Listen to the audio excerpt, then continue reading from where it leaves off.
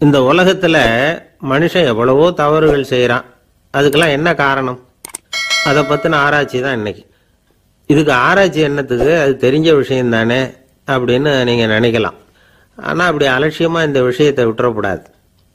பொதுவா எல்லோரும் நினைக்கலாம் எது சரி எது தவறு அப்படின்னு தெரியாததுனால தான் மனுஷன் தப்பு பண்றான் அப்படின்னு. ஆனா அப்படி சொல்லிட முடியாது. மனுஷன் தெரிஞ்சே தான் தவறுகள் பண்றான்.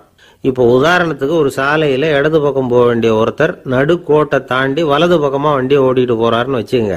என்னப்பா இது தப்பு இல்லையா அப்படின்னு அவர்கிட்ட கேட்டா, அதெல்லாம் எனக்கு தெரியும், நீ உன் வேலையை பார்த்துட்டு போ அப்படிம்பார். வலது பக்கமா போறது தப்புன்னு தெரிஞ்சே தான் அவர் அப்படி செய்யறார், அப்படி போறார். பெரிய உத்தியோகத்தில் இருக்கிறவங்க கூட லஞ்சம் வாங்குறாங்க. அவங்களுக்கெல்லாம் லஞ்சம் வாங்குறது தப்புன்னு தெரியலன்னு அர்த்தம். திருடுறது தப்புன்னு தெரியாமலாம் மனுஷன் திருடுறான், நல்லாவே தெரியும். நீங்க வேணும்னா கேட்டு பாருங்க, வேற வழி இல்லை அதனால தான் திருடுறேன்பா. திருடுறது ஒரு புண்ணியமான காரியம்னு திருடனே கூட சொல்ல மாட்டான். திருடுறது தவறுங்கிறது திருடனுக்கு தெரியும் அப்படிங்கிறத விளக்கறதுக்காக ஒரு பெரியவர் ஒரு கதை சொன்னார். அதாவது 2 திருடர்கள் 2 பேரும் சேர்ந்து ஒரு வீட்டுக்கு போய் ஒரு 10,000 ரூபாயை திருடிட்டு வந்துடுறாங்க. ஒரு காட்டு வழியா வந்துகிட்டு இருக்கிறாங்க. இன்னும் விடியல.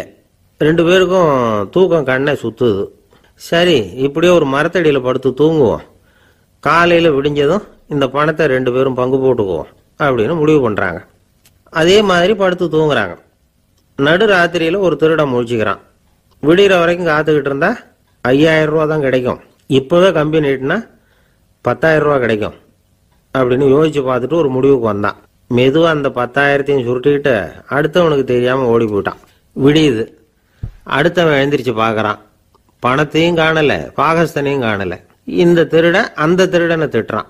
திருட்டு பய, அயோக்கிய பய, இப்படி அநியாயமா கிளப்பிட்டு போட்டானே அப்படிங்கிறான். இதுல இருந்து என்ன தெரியுது? தெரியாம எடுத்துக்கிட்டு போறது திருட்டு, அயோக்கியத்தனம், அநியாயம் அப்படிங்கிறது இவனுக்கு தெரிஞ்சிருக்குது. அதனாலதான் அடுத்தவனை பார்த்து இப்படி திட்டுறான். அதனால தெரியாததுனால மனுஷன் தவறு பண்றான்னு சொல்றது சரியில்லை.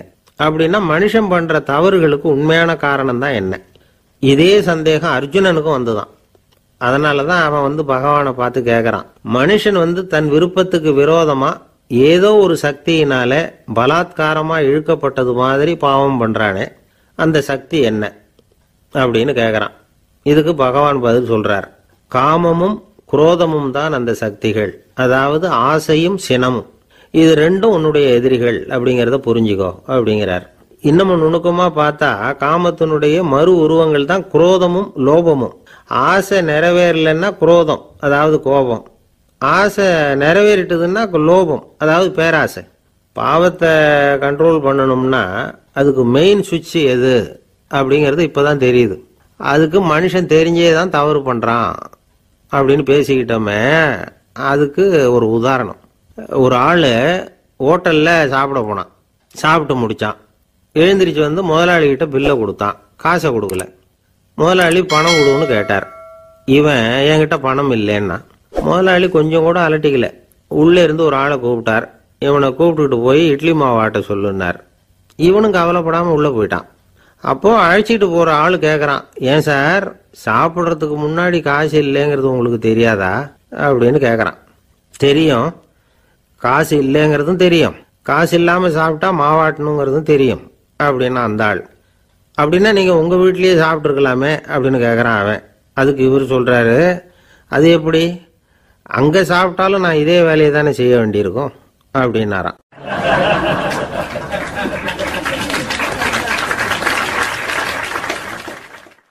நம்மள மாதிரி ஒரு ஆசாமி அவன் நம்மள மாதிரியே கற்பனை பண்ணான். அதாவது நாம தான் இந்த உலகத்துல ரொம்பவும் கஷ்டப்படுறோம், மற்றவங்க எல்லாம் சந்தோஷமா இருக்கிறாங்க அப்படின்னு அவன் நினைச்சுக்கிட்டான். அவன் ஒரு நாள் கடவுளை வேண்டிக்கிட்டானா, சுவாமி இந்த உலகத்துல எவ்வளவோ பேர் இருக்கிறாங்க, ஒவ்வொருத்தருக்கும் ஒவ்வொரு விதமான கஷ்டம் இருக்கலாம், ஒத்துக்கிறேன். இருந்தாலும் எனக்கு அது கொஞ்சம் அதிகமா இருக்கிறது மாதிரி தெரியுது. அதனால நீங்க எனக்காக ஒரு சின்ன உதவி செஞ்சா போதும்.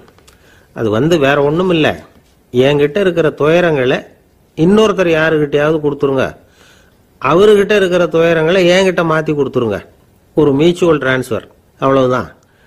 அப்படி பண்ணிவிட்டா போதும் அப்படின்னு வேண்டிக்கிட்டானான். அன்னைக்கு ராத்திரியே அவன் ஒரு கனவு கண்டிருக்கான். வானத்திலிருந்து ஒரு குரல் கேட்டிருக்கு. அது என்ன சொல்லிச்சு தெரியுமா? ஏ ஜனங்களே, எல்லாரும் அவங்கவுங்க கஷ்டங்களை ஒரு பையில போட்டு எடுத்துக்குங்க. அப்படி எடுத்துக்கிட்டு நேராக இந்த ஊர் எல்லையில் இருக்கிற கோயிலுக்கு வந்து சேருங்க அப்படின்னு அந்த குரல். ஆஹா, கடவுள் நம்ம பிரார்த்தனைக்கு செவி சாய்ச்சுட்டார் அப்படின்னு சந்தோஷப்பட்டான் இவன். உடனே என்ன பண்ணான், தன்கிட்ட இருந்த கஷ்டத்தையெல்லாம் ஒரு சாக்கு பையில போட்டு எடுத்துக்கிட்டான். வீட்டை விட்டு வெளியில் வந்தான். தெருவில் இறங்கி நடக்கிறான். அங்கே பார்த்தா ஏகப்பட்ட பேர் ஆளுக்கு ஒரு பையை தூக்கிக்கிட்டு கோயிலுக்கு போய்கிட்டு இருக்கிறாங்க. சில பேர் மூட்டையாக கட்டி தலையில் சுமந்துக்கிட்டு போய்கிட்டு இருக்கிறாங்க. இவன் பார்த்தான். இவனுக்கு ரொம்ப ஆச்சரியமாக இருந்தது. ஏன்னா எல்லாரும் வச்சிருக்கிற பைய இவன் பையை விட பெருசாக இருந்தது. இவன் பை தான் இருக்கிறதுலே கொஞ்சம் சின்னதாக தெரிஞ்சுது. இப்போ அவன் மறுபடியும் சாமியை வேண்டிக்கிட்டான். கடவுளே, இப்போ உள்ள சூழ்நிலையை கவனிச்சா என்கிட்ட இருக்கிற பையே பரவாயில்லன்னு தோணுது.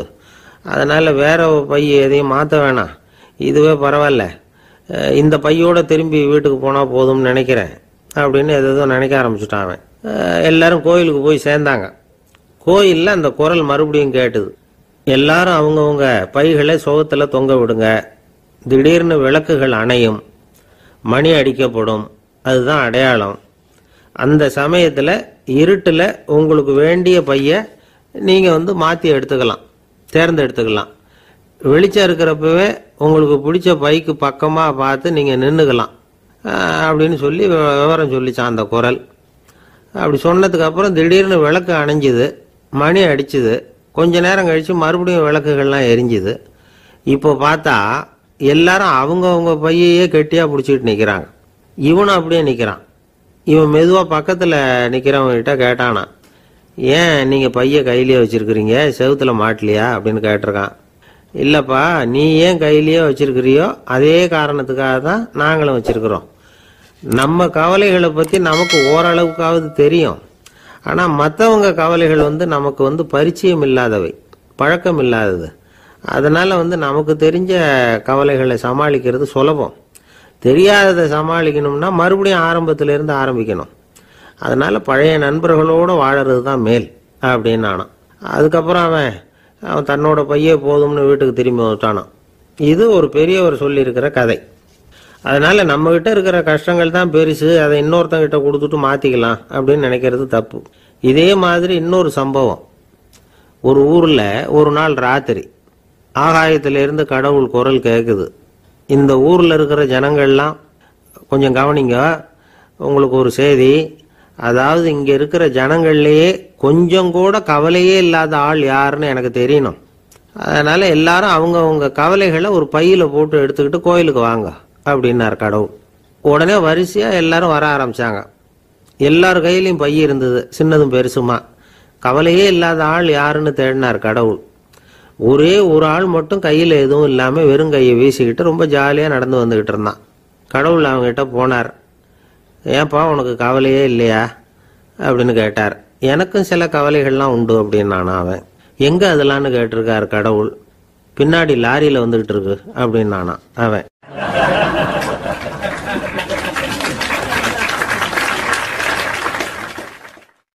சங்கீத வித்வான்களில் பல வகை உண்டு. சில குறிப்பிட்ட ராகங்களை பாடுறதுல அவங்களுக்கு பெருமை வர்றது உண்டு. ஆனால் ஒருத்தர் இருந்தார், அவரால் ஒரு ராகத்துக்கே பெருமை வந்தது. அந்த ராகத்தை அவர் வாசித்து கேட்கணும் அப்படின்னு சொல்லுவாங்க. அது என்ன ராகம்னா தோடி ராகம். சரி, அந்த வித்வான் யாருன்னா அவர் தான் திருவாவடுதுறை ராஜரத்னம் பிள்ளை. பேராசிரியர் கல்கி ஒரு சமயம் தம்முடைய பத்திரிகையில் எழுதினாராம். அதை அப்படியே படிக்கிறேன் கேளுங்களேன். ஆகா, ஸ்ரீ ராஜரத்னம் பிள்ளையின் தோடி ஆலாபனையை முதலில் கேட்டபோது அவருடைய கற்பனையை விட்டு தள்ளுங்கள். நம்முடைய மனதில் என்னென்ன இன்பமயமான கற்பனைகள் எல்லாம் உதித்தன. குழந்தை தாயிடம் கொஞ்சம் குரலை கேட்டோம், அன்னை குழந்தையிடம் கொஞ்சம் குரலை கேட்டோம், ரதியும் மன்மதனும் பேசிக்கொண்ட காதல் மொழிகளை கேட்டோம், முருகன் சிவபெருமான் செவிகுளிர மொழிந்த உபதேசத்தை கேட்டோம், கலைமகள் கவிஞனுக்கு அருளிய ஆசி மொழிகளை கேட்டோம், நாரத முனிவருடைய தம்பூரா சுருதியை கேட்டோம், ராவணன் தன் எலும்பை ஒடித்து வீணையாக செய்து வாசித்த கானத்தை கேட்டோம், கானப்பறவைகளின் கலகல ஒலியை கேட்டோம், கோல குயில்களின் குரல் இனிமையை கேட்டோம். இப்படிலாம் பேராசிரியர் கல்கி விமர்சனம் எழுதியிருக்கிறார். திருவாவடுதுறை ராஜரத்னம் பிள்ளை அவர்களுடைய வாசிப்பை கேட்டுட்டு டி.என். ராஜரத்னம் பிள்ளை இறந்து போனார். அப்போ கவிஞர் கண்ணதாசன் எழுதினார், செவியனில் ஓடி எங்கள் சிந்தையில் ஓடி இந்த புவியெல்லாம் ஓடி நின்பார் பொங்கிய தோடி வேறெங்கு எவரிடம் போகும் ஐய இனி அதை காப்பார் யாவர் அவிந்தனின் சடலத்தோடே அவிந்தது தோடிதானும் அப்படின்னு எழுதினாராம். அந்த அளவுக்கு அவருடைய தோடியை ரசித்தவர்கள் உண்டு. அதே மாதிரி தோடின்னா என்னன்னு தெரியாமலே அவரை ரசித்தவங்களும் அந்த காலத்தில் உண்டு. அதாவது ஒரு பெரிய சபையில் இவர் வாசிச்சுக்கிட்டு இருக்கிறார். பாதியில் ஒரு பெரிய மனுஷன் உள்ள வந்தார். அவர் உடம்புல பட்டு வேஷ்டி, ஜருக, அங்கவஸ்திரம், வாயில வெத்தலை, வாசனை புகையில, காதுல வைரக்கடுக்கன், கழுத்துல தங்க சங்கிலி, கை விரல் பூரா மோதிரம், கையில் ஒரு வெள்ளி வெத்தலை புட்டி, உதவிக்கு 2 பேர் பக்கத்தில். இவ்வளவு பந்தாவோட வரார் கச்சேரி கேட்கறதுக்கு. இப்படி வந்தவர் முதல் வரிசையில் உட்கார்ந்தார். வித்வான் வாசிச்சு முடிச்சதும் இவர் அவரை பார்த்து, ஐயா நீங்கள் தோடி வாசிக்கிறதுல ரொம்ப கெட்டிக்காரர்னு கேள்விப்பட்டிருக்கேன், அதை கேட்கறதுக்காக தான் மெனக்கிட்டு வந்திருக்கிறேன், அதை வாசிங்களேன் அப்படின்னாராம் இந்த பெரியவர். ராஜரத்னம் பிள்ளைக்கு ஒன்றும் புரியல. ஏன்னா இது வரைக்கும் அவர் வாசிச்சுக்கிட்டு இருந்ததே அந்த தோடி ராகத்தை தான். அதை வாசிச்சு முடிச்சதும் அதை வாசிங்களேன்னு இவர் கேட்குறார். அப்படின்னா இவரோட ஞானம் எப்படிப்பட்டது? இவ்வளவும் கேட்டுட்டு இப்படி கேட்குறாரே அப்படின்னு அவர் யோசிச்சிருக்கிறார் ராஜரத்னம் பிள்ளை. உடனே என்ன பண்ணார் தெரியுமா? பக்கத்தில் ரொம்ப சாதுவாக சுருதி போட்டுக்கிட்டு இருந்த ஒரு முதுகில் ஓங்கி ஒரு குத்து விட்டாராம். அவருக்கு ஒன்றும் புரியல, எதுக்கு நம்மளை அடிக்கிறார் இவர், நம்மளை குத்துறாரு வித்வான்னு. அவர் அதிர்ச்சியால் இவர் நிமிந்து பார்த்துருக்கார். அப்போ ராஜரத்னம் பிள்ளை சொன்னாராம், ஏய்யா ஐயா பெரிய மனுஷன், என்னுடைய பரம ரசிகர், தோடி ராகம் கேட்கணுங்கிறதுக்காக இவ்வளவு தூரம் வந்திருக்கிறார், முத வரிசையில் உட்காந்துருக்கார். நீ இந்த சமயம் பார்த்து தோடி ராகம் வாசிக்கிற நாதஸ்வரத்தை வீட்டில் வச்சுட்டு வந்துட்டியே, இப்போ ஐயாவுக்காக அந்த ராகத்தை நான் எப்படி வாசிக்கிறது அப்படின்னு சொல்லிவிட்டு மறுபடியும் முதுகில் ஒரு அடி கொடுத்தாராம். அடி வாங்கினவருக்கே சிரிப்பு அடக்க முடியலையா.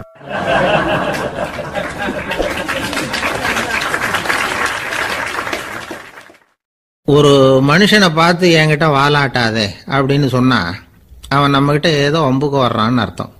ஒரு நாயை பார்த்து யாரும் என்கிட்ட வாலாட்டாதே அப்படின்னு சொல்றது இல்லை. ஏன்னா நாய் வாலாட்டுனா அது நம்மகிட்ட தன்னுடைய நன்றியை தெரிவிக்கிறதாக நினைச்சுக்கிட்டு இருக்கிறோம். ஆனால் அது அப்படி இல்லை அப்படின்னு சொல்றாங்க அது சம்பந்தமான நிபுணர்கள். ஒரு நாய் தன்னுடைய வாலை இந்த பக்கமும் அந்த பக்கமுமா இப்படியும் அப்படியும் ஆட்டிக்கிட்டு இருந்தா அது பதட்டத்தில் கூட இருக்கலாம். நாய் நட்பா இருந்தாலும் வாலாட்டும், ஆத்திரத்தில் இருந்தாலும் வாலாட்டும், கோபத்தில் இருந்தாலும் வாலாட்டும், குழப்பத்தில் இருந்தாலும் வாலாட்டும், மகிழ்ச்சியா இருந்தா கூட அது வாலாட்டும். அதை நாம் தப்பா புரிஞ்சுக்கிட்டு அதுகிட்ட போய் மாட்டிக்கக்கூடாது. நாயை பத்தி எனக்கு நல்லா தெரியும் அப்படின்னு சொல்றவங்க கூட அதுகிட்ட கடி வாங்கிட்டு நிக்கிறது உண்டு. நிபுணர்கள் என்ன சொல்றாங்க தெரியுமா? எப்பவுமே நாய்கள் திடீர்னு கடிச்சு விடுறது இல்லை, கடிக்கிறதுக்கு முன்னாடி சில அறிகுறிகளை காட்டும். அதை சரியா புரிஞ்சுக்கிட்டோம்னா தப்பிச்சுக்கலாம். ஒரு வீட்டுக்கு போறீங்க, அங்க புதுசா ஒரு நாயை பாக்குறீங்க, உடனே அதுகிட்ட போய் குனிஞ்சு சிரிச்சுக்கிட்டே அது தலையில தட்டுறீங்க. இது ரொம்ப தப்பான். ஒரு நாய் இன்னொரு நாயை நேருக்கு நேரு பார்த்து பல்ல காட்டுனா அது தன்னுடைய தன்முனைப்பை காட்டுதுன்னு அர்த்தமா. உன்னை விட நான் பெரியவன் அப்படின்னு சொல்லுதுன்னு அர்த்தம். அதனால நீங்க அது மாதிரி கிட்ட போய் சிரிக்கிறோம் அப்படின்னு நினைச்சுக்கிட்டு பல்ல காட்டினா உங்களையும் எதிரியா நினைச்சிரும். இன்னொரு விஷயம் என்னன்னா, தலையில தட்டுனா நாய்க்கு பிடிக்காது. அது தன்னை அடக்கிறதாகவும் அச்சுறுத்துறதாகவும் நினைச்சுக்கிட்டு இருக்கும். சரி, அப்படின்னா புதுசா ஒரு இடத்துல அல்லது வீட்டில் நாய்க்குட்டியை பார்த்தா என்ன பண்றது?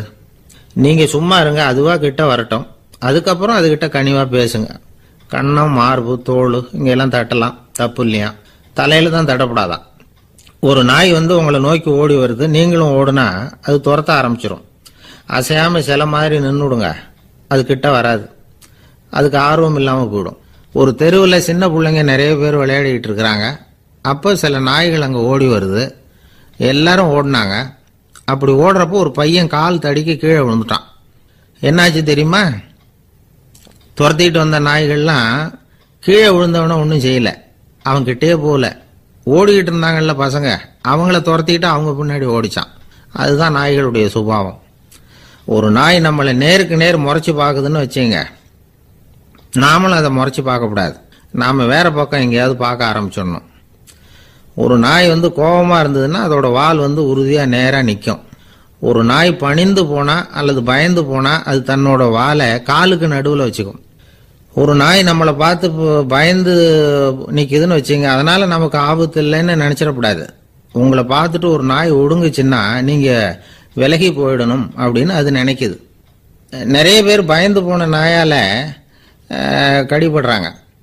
இவன் நம்மளை விட பெரிய ஆள், மாட்டிக்கிட்டோம், வேற வழி இல்லை அப்படிங்கிற நினைப்புல தான் நாய் வந்து கடிக்க ஆரம்பிக்குதான். இதே மாதிரி சங்கிலியால கட்டி போடப்பட்டிருக்கிற நாயும் ஆபத்தானது தான். தொடர்ந்து கட்டி போட்டிருந்தா காலப்போக்கில் அது ஒரு மாதிரி ஆயிடும். நாய் வந்து குழந்தைகளை கடிக்காது அப்படின்னு சில பேர் சொல்லுவாங்க. அதுவும் ஒரு தவறான நம்பிக்கை. அதனால சின்ன குழந்தைகளை தனியா நாயோட விளையாட விடக்கூடாது. ஆக கூடி நாயை பத்தி நிறைய விஷயம் புரிஞ்சுக்க வேண்டியிருக்குது. ஒருத்தர் தன்னுடைய நண்பர் வீட்டுக்கு போயிருந்தார். அவசியம் எங்க வீட்டில் சாப்பிட்டுட்டு தான் போகணும் அப்படின்னு ரொம்ப அன்பா சொல்லிவிட்டார். அதை மீற முடியல இவரால். சரின்னு உட்காந்துட்டார். சாப்பாடு போட்டாங்க. சாப்பிட ஆரம்பிச்சார். அவங்க வீட்டில் கட்டி போட்டிருந்த நாய்க்குட்டி இவர் சாப்பிட்றத முறைச்சி பார்த்தது. ஏன் இப்படி என்ன இது முறைச்சி பார்க்குது உங்க வீட்டு நாய்க்குட்டி அப்படின்னு அவர் கேட்டார். அப்போ அவங்க சொன்னாங்களாம், அதுகிட்ட ஒரு கெட்ட பழக்கம்ங்க, தன்னோட தட்டுல யாரு சாப்பிட்டாலும் அது அப்படிதான் முறைச்சி பார்க்கும் அப்படின்னாராம் அவர்.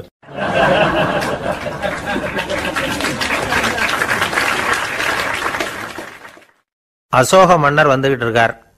அவருடைய ஆலோசகர்கள் எல்லாம் பக்கத்தில் வந்துகிட்டு இருக்கிறாங்க. அந்த சமயத்தில் எதிரில் ஒரு புத்த பிக்ஷு வர்றார். அசோகர் பார்க்கிறார். ஓடி போய் அவர் காலில் விழுந்து வணங்குறார். அசோக மன்னரின் தலை அந்த புத்த துறவியின் பாதத்தில் பட்டுக்கிட்டு இருக்கு. பக்கத்தில் நின்றுகிட்டு இருந்த அமைச்சருக்கு இது ரொம்ப சங்கடமாக போச்சு. ரொம்ப வருத்தப்பட்டார். நம்ம அசோக சக்கரவர்த்தி எப்பேற்பட்டவர், அவரோட தலை ஒரு சன்னியாசியின் பாதத்தில் படுறதா அப்படின்னு நினைச்சு ரொம்ப கவலைப்பட்டார். அரண்மனைக்கு திரும்பினதும் அமைச்சர் மெதுவாக ஆரம்பிச்சார். அரசே, எனக்கு ரொம்ப வருத்தமா இருக்குது அப்படின்னார். எதுக்குன்னார் மன்னர். அசோக சக்கரவர்த்தியின் தலை, அதாவது அந்த சிரம், ரொம்ப மதிப்புமிக்க ஒன்று. அது வந்து ஒரு சன்னியாசியின் காலில் படலாமா அப்படின்னார். அசோகர் பதில் சொல்லல, சிரிச்சார், போயிட்டார். அதுக்கப்புறம் ஒரு சரியான சந்தர்ப்பத்துக்காக காத்துக்கிட்டு இருந்தார். ஒரு நாள் அமைச்சரை கூப்பிட்டார். எனக்கு 3 தலைகள் வேணும் அப்படின்னார். சொல்லுங்க, கொண்டுகிட்டு வரேன் அப்படின்னார் அமைச்சர். அசோகர் சொன்னார், முதல்ல எனக்கு தேவையானது ஒரு ஆட்டின் தலை, 2வது ஒரு புலியின் தலை, 3வது ஒரு மனிதனின் தலை. இதுதான் அசோகர் கேட்டது. எங்க இருந்தாலும் கொண்டு வாங்கன்னார். அமைச்சர் புறப்பட்டார். ஆட்டுத்தலை புலித்தலை கிடைச்சிட்டுது. அப்புறமா ஒரு சுடுகாட்டுக்கு போய் ஒரு மனித தலையும் சேகரம் பண்ணிட்டு ராஜா கிட்ட வந்துட்டார். அரசே, உங்கள் ஆணைப்படி 3 தலைகளையும் கொண்டு வந்திருக்கிறேன்னார். அசோகர் பார்த்தார். ரொம்ப நல்லது, இப்போ இது 3ஐயும் எடுத்துக்கிட்டு போய் சந்தையில் வித்துட்டு வாங்க அப்படின்னார். அமைச்சர் அதுகளை எடுத்துக்கிட்டு சந்தைக்கு போனார். முதல்ல ஆட்டுத்தலை நல்ல விலைக்கு விற்று போச்சு. நல்ல விலை கொடுத்து வாங்கிட்டு போட்டாங்க. அடுத்தபடியாக புலி தலையை ஒருத்தர் வாங்கிட்டார். அதை பாடம் பண்ணி வீட்டில் மாட்டி வைக்கலாமே அப்படின்னு நினச்சி அதையும் வாங்கிட்டு போட்டார். மனித தலையை மட்டும் வாங்கிறதுக்கு யாரும் முன் வரலை. எல்லாரும் அதை பார்த்துட்டு விலகி போக ஆரம்பித்தாங்க. அமைச்சர் திரும்பி வந்தார். அரசே, இந்த தலையை மட்டும் யாரும் வாங்க மாட்டேங்கிறாங்க அப்படின்னார். சரி, பரவாயில்ல, இதை வந்து இலவசமாகவே இனாமாவே யாருக்கிட்டையாவது கொடுத்துட்டு வந்துடுங்க அப்படின்னார். அமைச்சர் மறுபடியும் சந்தைக்கு போனார். இதை இலவசமாக தரேன், இதை வாங்கிக்கோங்க அப்படின்னார். அப்பவும் அதை யாரும் வாங்கிக்கிறதுக்கு தயாராக இல்லை. மறுபடியும் திரும்பி வந்து மன்னர்கிட்ட விவரத்தை சொன்னார். இப்போ மன்னர் சொல்றார், அமைச்சரே, உயிர் இருக்கிற வரைக்கும் தான் இந்த தலைக்கு மதிப்பு. ஜீவன் போனதுக்கு அப்புறம் அதோட மதிப்பும் போயிடுது. அதனால மதிப்பு இருக்கும் பொழுதே பெரியவர்கள் பாதம் பணிந்து அந்த புனிதத்தை வந்து பெற்றுக்கொள்ளணும் அப்படின்னார். பணிவுங்கிறது வேற, அடிமைத்தனம்ங்கிறது வேற. பெரியவர்களை பணிவது நமக்கு பெருமை தரக்கூடிய விஷயம். இதை வந்து மனசுல வச்சுக்கிட்டு எப்போ காலில் விழணும், எப்போ காலில் விழக்கூடாது அப்படிங்கிறத முடிவு பண்ணிக்கணும். ஒரு சாதாரண ஆள் நடந்து வந்துகிட்டு இருந்தார். எதிரில் வந்த ஒரு பெரிய மனுஷன் ஓடி போய் அவர் காலில் விழுந்து தன்னுடைய தலையை அவர் பாதத்தில் கொண்டு போய் வச்சார். கொஞ்ச நேரம் கழித்து எழுந்திரிச்சு வந்துட்டார். வந்த பிறகு இவரை கேட்டேன், ஏன் திடீர்னு ஓடி போய் அந்த ஆளு காலில் விழுந்தீங்க அப்படின்னு. அவர் போட்டிருக்கிறது என்னோட காணாம போன செருப்பான்னு கண்டுபிடிக்கிறதுக்காக அப்படி விழுந்தேன் அப்படின்னார்.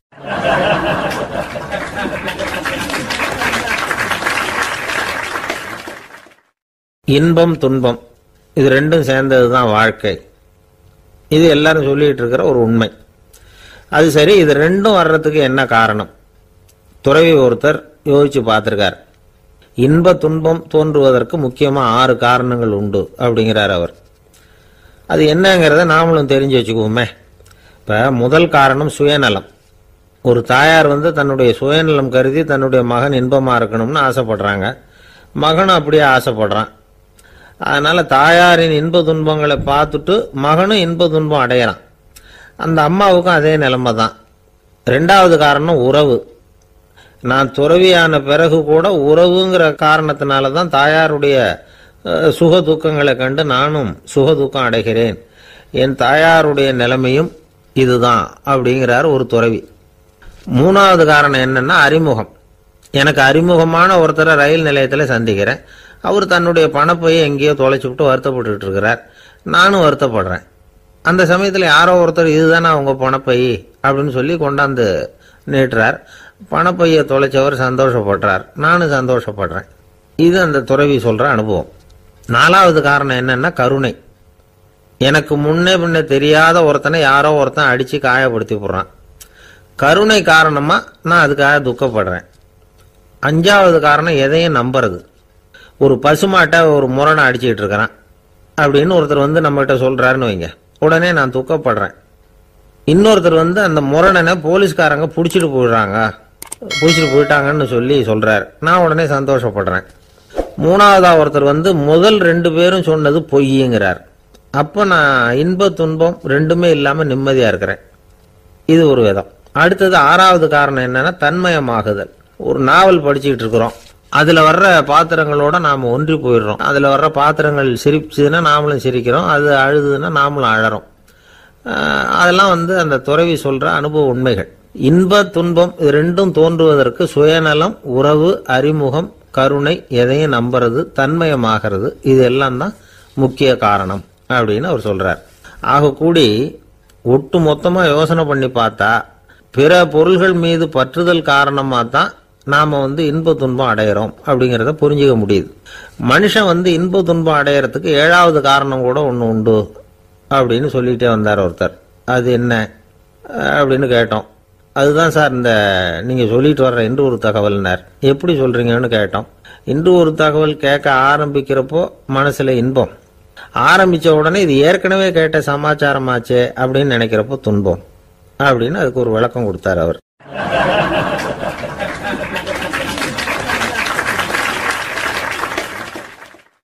கடற்கரை ஓரமா ஒரு பெரியவர் கையால மணலை கீறிக்கிட்டே உட்காந்துருக்கிறார்.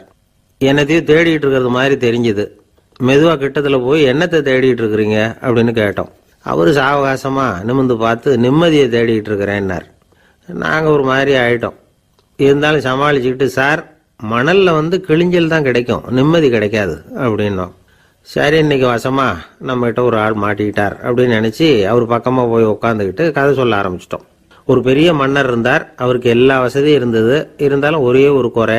அது என்னன்னா நிம்மதி இல்லைங்கிற குறை. அரண்மனையில தினமும் கலை நிகழ்ச்சி, நாட்டியம் எல்லாம் நடந்துகிட்டு தான் இருந்தது. இருந்தாலும் நிம்மதி இல்லை.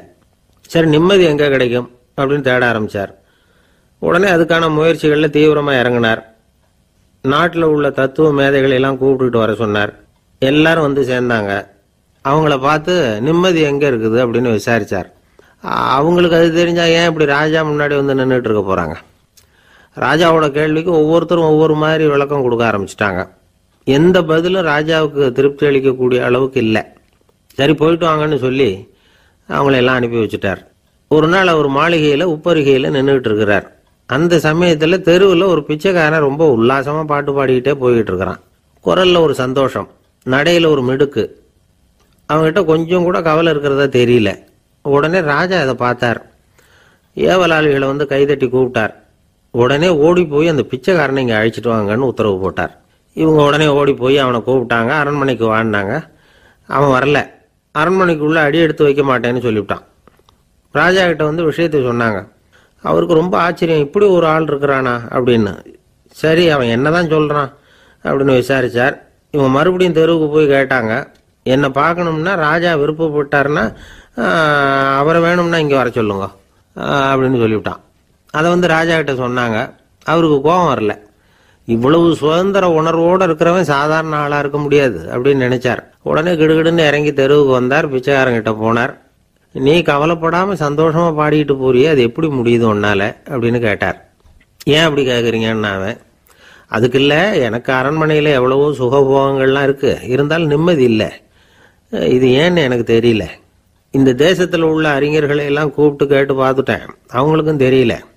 உன்னை கேட்டால் தெரியும்னு நினைச்சேன், அதனால தான் சந்திக்கிறதுக்கு ஆசைப்பட்டேன். ஆனால் நீ வரமாட்டேன்னு விட்டியே அப்படின்னார். பிச்சைக்காரன் கடகடன்னு சிரிக்க ஆரம்பிச்சுட்டான்.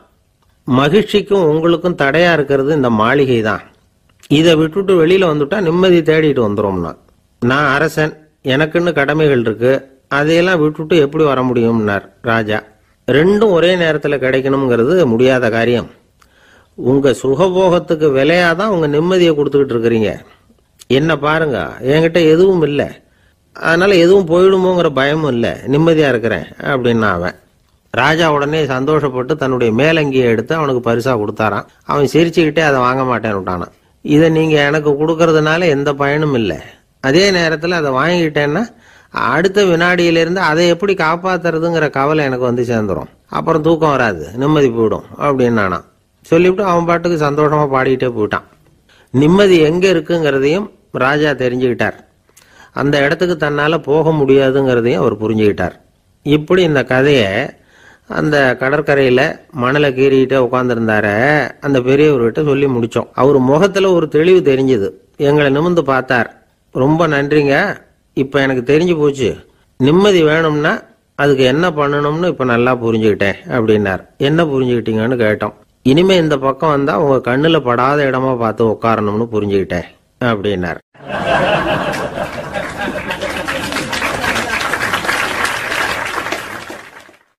இன்றைக்கு பல பேர் உயில் எழுதி வைக்கிறாங்கல்ல. இந்த உயில்னா என்ன? அதாவது ஒரு நபர் தனக்கு பின்னாடி தன்னுடைய சொத்துக்கள் யாருக்கு போய் சேரணும்னு நினைக்கிறாரோ அந்த நினைப்பை சட்டப்படி உறுதிப்படுத்துறது தான் உயில். சரி, உயிலை யாரு எழுதலாம்? 18 வயசு பூர்த்தியான யாரும் உயில் மூலமா சொத்துக்களை விநியோகிக்கலாம். கண் பார்வை இல்லாதவங்க, காது கேளாதவங்க, வாய் பேச முடியாதவங்க, இவங்கெல்லாம் கூட உயில் எழுதி வைக்கலாம்.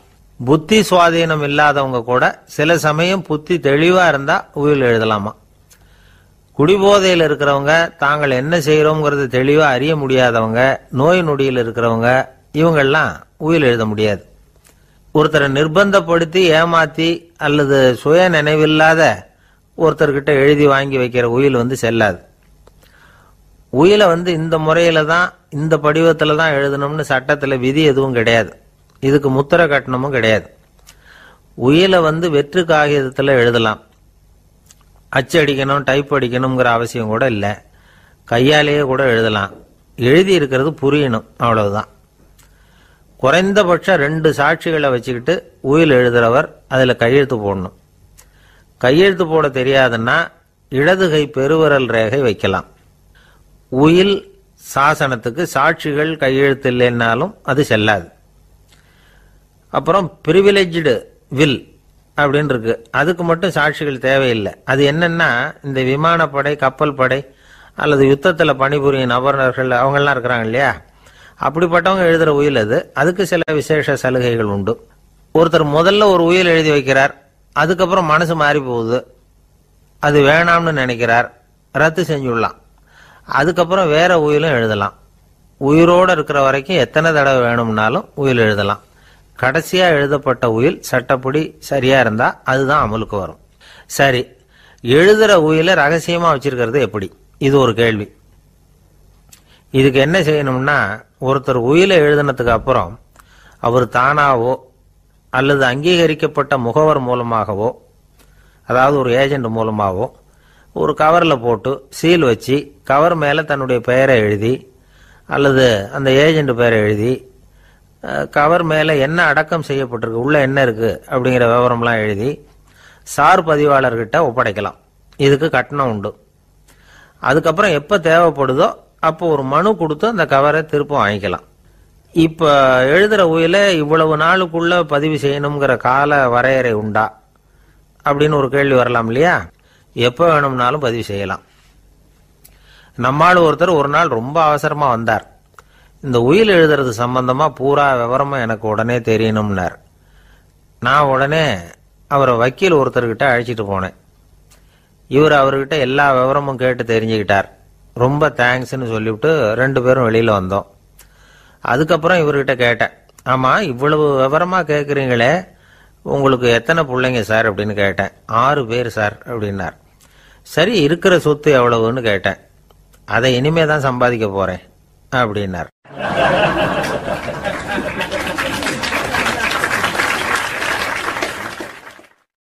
வயிறு பசிக்குதேங்கிறது சிலரோட கவலை, வயிறு பசிக்க மாட்டேங்குதே அப்படிங்கிறது சில பேரோட கவலை. 2 விதமான கவலைக்கும் வயிறு தான் காரணமாக இருக்குது. வயிறு பசிச்சதுன்னா அது இயற்கை, வயிறு பசிக்கலைன்னா அது வியாதி. ஆனால் பசியையும் நாம் பசிப்பிணி அப்படின்னு தான் சொல்லுவோம். என்ன காரணம்? வியாதியை போக்க வேண்டியது எவ்வளவு முக்கியமோ அதை விட முக்கியம் பசியை போக்க வேண்டியது. ஒரு சமுதாயத்தில் பசிப்பிணியே இருக்கக்கூடாது, அதுதான் நல்ல சமுதாயம். பசியை போக்கணும்னா சாப்பாடு போடணும், பசியின்மையை போக்கணும்னா வைத்தியம்தான் பண்ணணும். இது சம்பந்தமாக எவ்வளவோ ஆராய்ச்சிகள் நடக்குது, நிறைய மருந்து கண்டுபிடிச்சிருக்கிறாங்க. நம்ம உடம்புல பசியை தூண்டக்கூடிய பகுதி எது, இதை முதல்ல தெரிஞ்சுக்கணும் இல்லையா? நாம் சாப்பிட்ற ஆகாரம் செரிக்கிறதுக்கு எது காரணம் தெரியுமா? நம்ம மூளையோட பின்பகுதி தான் அதுக்கு காரணமாக இருக்குதாம். மூளையின் பின்பகுதியில் நரம்பு செல்களால் ஆன 2 வகையான ஆரக்சின்கள் தான் பசியை உண்டாக்குது அப்படின்னு கண்டுபிடிச்சிருக்கிறாங்க. 2 ஆய்வாளர்கள் இதை கண்டுபிடிச்சிருக்காங்க. அவங்க 2 பேரும் டெக்சாஸ் பல்கலைக்கழகத்தில் ஹார்வர்டு ஹக்ஸ் மருத்துவ கல்வி நிலையத்தில் பணிபுரிகிறவங்களாம். உண்பது தேவைங்கிறது உணரப்படும் போது மூளையின் அந்த குறிப்பிட்ட பகுதி ஆரக்சின் அப்படிங்கிற ஹார்மோன்களை சுரக்கும். அது பசி உணர்வை தூண்டும் அப்படிங்கிறது தான் அந்த ஆய்வாளர்களின் கண்டுபிடிப்பு. இந்த ஆரக்சின் வேறு சில உயிரினங்கள்லேயும் உண்டு. இப்போ எலிகளில் கூட இது இருக்குது. அதனால் எலிகளை வச்சு இது சம்பந்தமாக ஆராய்ச்சி பண்ணாங்க. எலிகள் உடம்புல ஆரக்சினை செலுத்தி பார்த்தாங்க. உடனே என்னாச்சு தெரியுமா? அந்த எலியெல்லாம் பசியால் துடிக்க ஆரம்பிச்சுட்டுது. எதையாவது தின்னு பசியை தீர்த்தா போதுங்கிற அளவுக்கு அந்த எலிகள்லாம் அல்லாட ஆரம்பிச்சுட்டுது. இயல்பாக சாதாரணமாக அந்த எலிகள் எவ்வளவு சாப்பிடுமோ அது மாதிரி 8 முதல் 10 மடங்கு அதிகமான ஆகாரத்தை 1 மணி நேரத்துக்குள்ளே சாப்பிட்டு தீர்த்துட்டு தான். சில எலிகளின் மூளையில் இந்த ஆரக்சின் அளவை கட்டுப்படுத்தி பார்த்துருக்குறாங்க. உடனே என்னாச்சு தெரியுமா? அதெல்லாம் சாப்பாட்டை கண்டா முகத்தை திருப்பிட்டு போக ஆரம்பிச்சுட்டு தான். அந்த எலிகளுக்கு பசி எடுக்கலையா? இந்த ஆராய்ச்சியின் அடிப்படையில் பசியை எடுக்காமல் இருக்கிற மனிதர்களுக்கும் பசியை தூண்ட முடியும் அப்படின்னு சொல்லி ஆராய்ச்சியாளர்கள் தெரிவிச்சிருக்கிறாங்க. ஆக ஆரக்சின் தான் பசிக்கு காரணம்ங்கிறது தெரிஞ்சு போச்சு. சரி, இந்த ஆரக்சின் அப்படின்னா என்ன? அது ஒரு கிரேக்க சொல். அதுக்கு பசின்னு அர்த்தம். நம்ம ஆளுங்களுக்கெல்லாம் பசியை தூண்டுறதுக்கு மருந்து தேவையில்லை, பசியை குறைக்கிறதுக்கு தான் மருந்து தேவை. ஒரு அம்மா டாக்டரை தேடி வந்தாங்களாம். டாக்டர், எங்கள் வீட்டுக்காரருக்கு திடீர்னு அகோர பசி, நிறைய சமைச்சு போடுறேன், அவ்வளவையும் சாப்பிட்டுட்டு கீழே கிடக்கிற குப்பை கூலங்களையும் எடுத்து சாப்பிட ஆரம்பிச்சுடுறார், என்னன்னு கவனித்து பாருங்க அப்படின்னாங்களாம். எவ்வளவு நாளாக அப்படி இருக்குதுன்னு கேட்டிருக்காரு டாக்டர். 1 வாரமாக அப்படி இருக்குதுன்னாங்களாம். இவ்வளவு நாளாக ஏன் சும்மா இருந்தீங்க? ஆரம்பத்திலே இங்கே அழைச்சிட்டு வர வேண்டியது தானே அப்படின்னாரான் டாக்டர். அது ஒன்றும் இல்லை டாக்டர், வீடு பூரா சுத்தமாகட்டுமேன்னு பார்த்துக்கிட்டு இருந்தேன் அப்படின்னாங்களாம் அந்த அம்மா.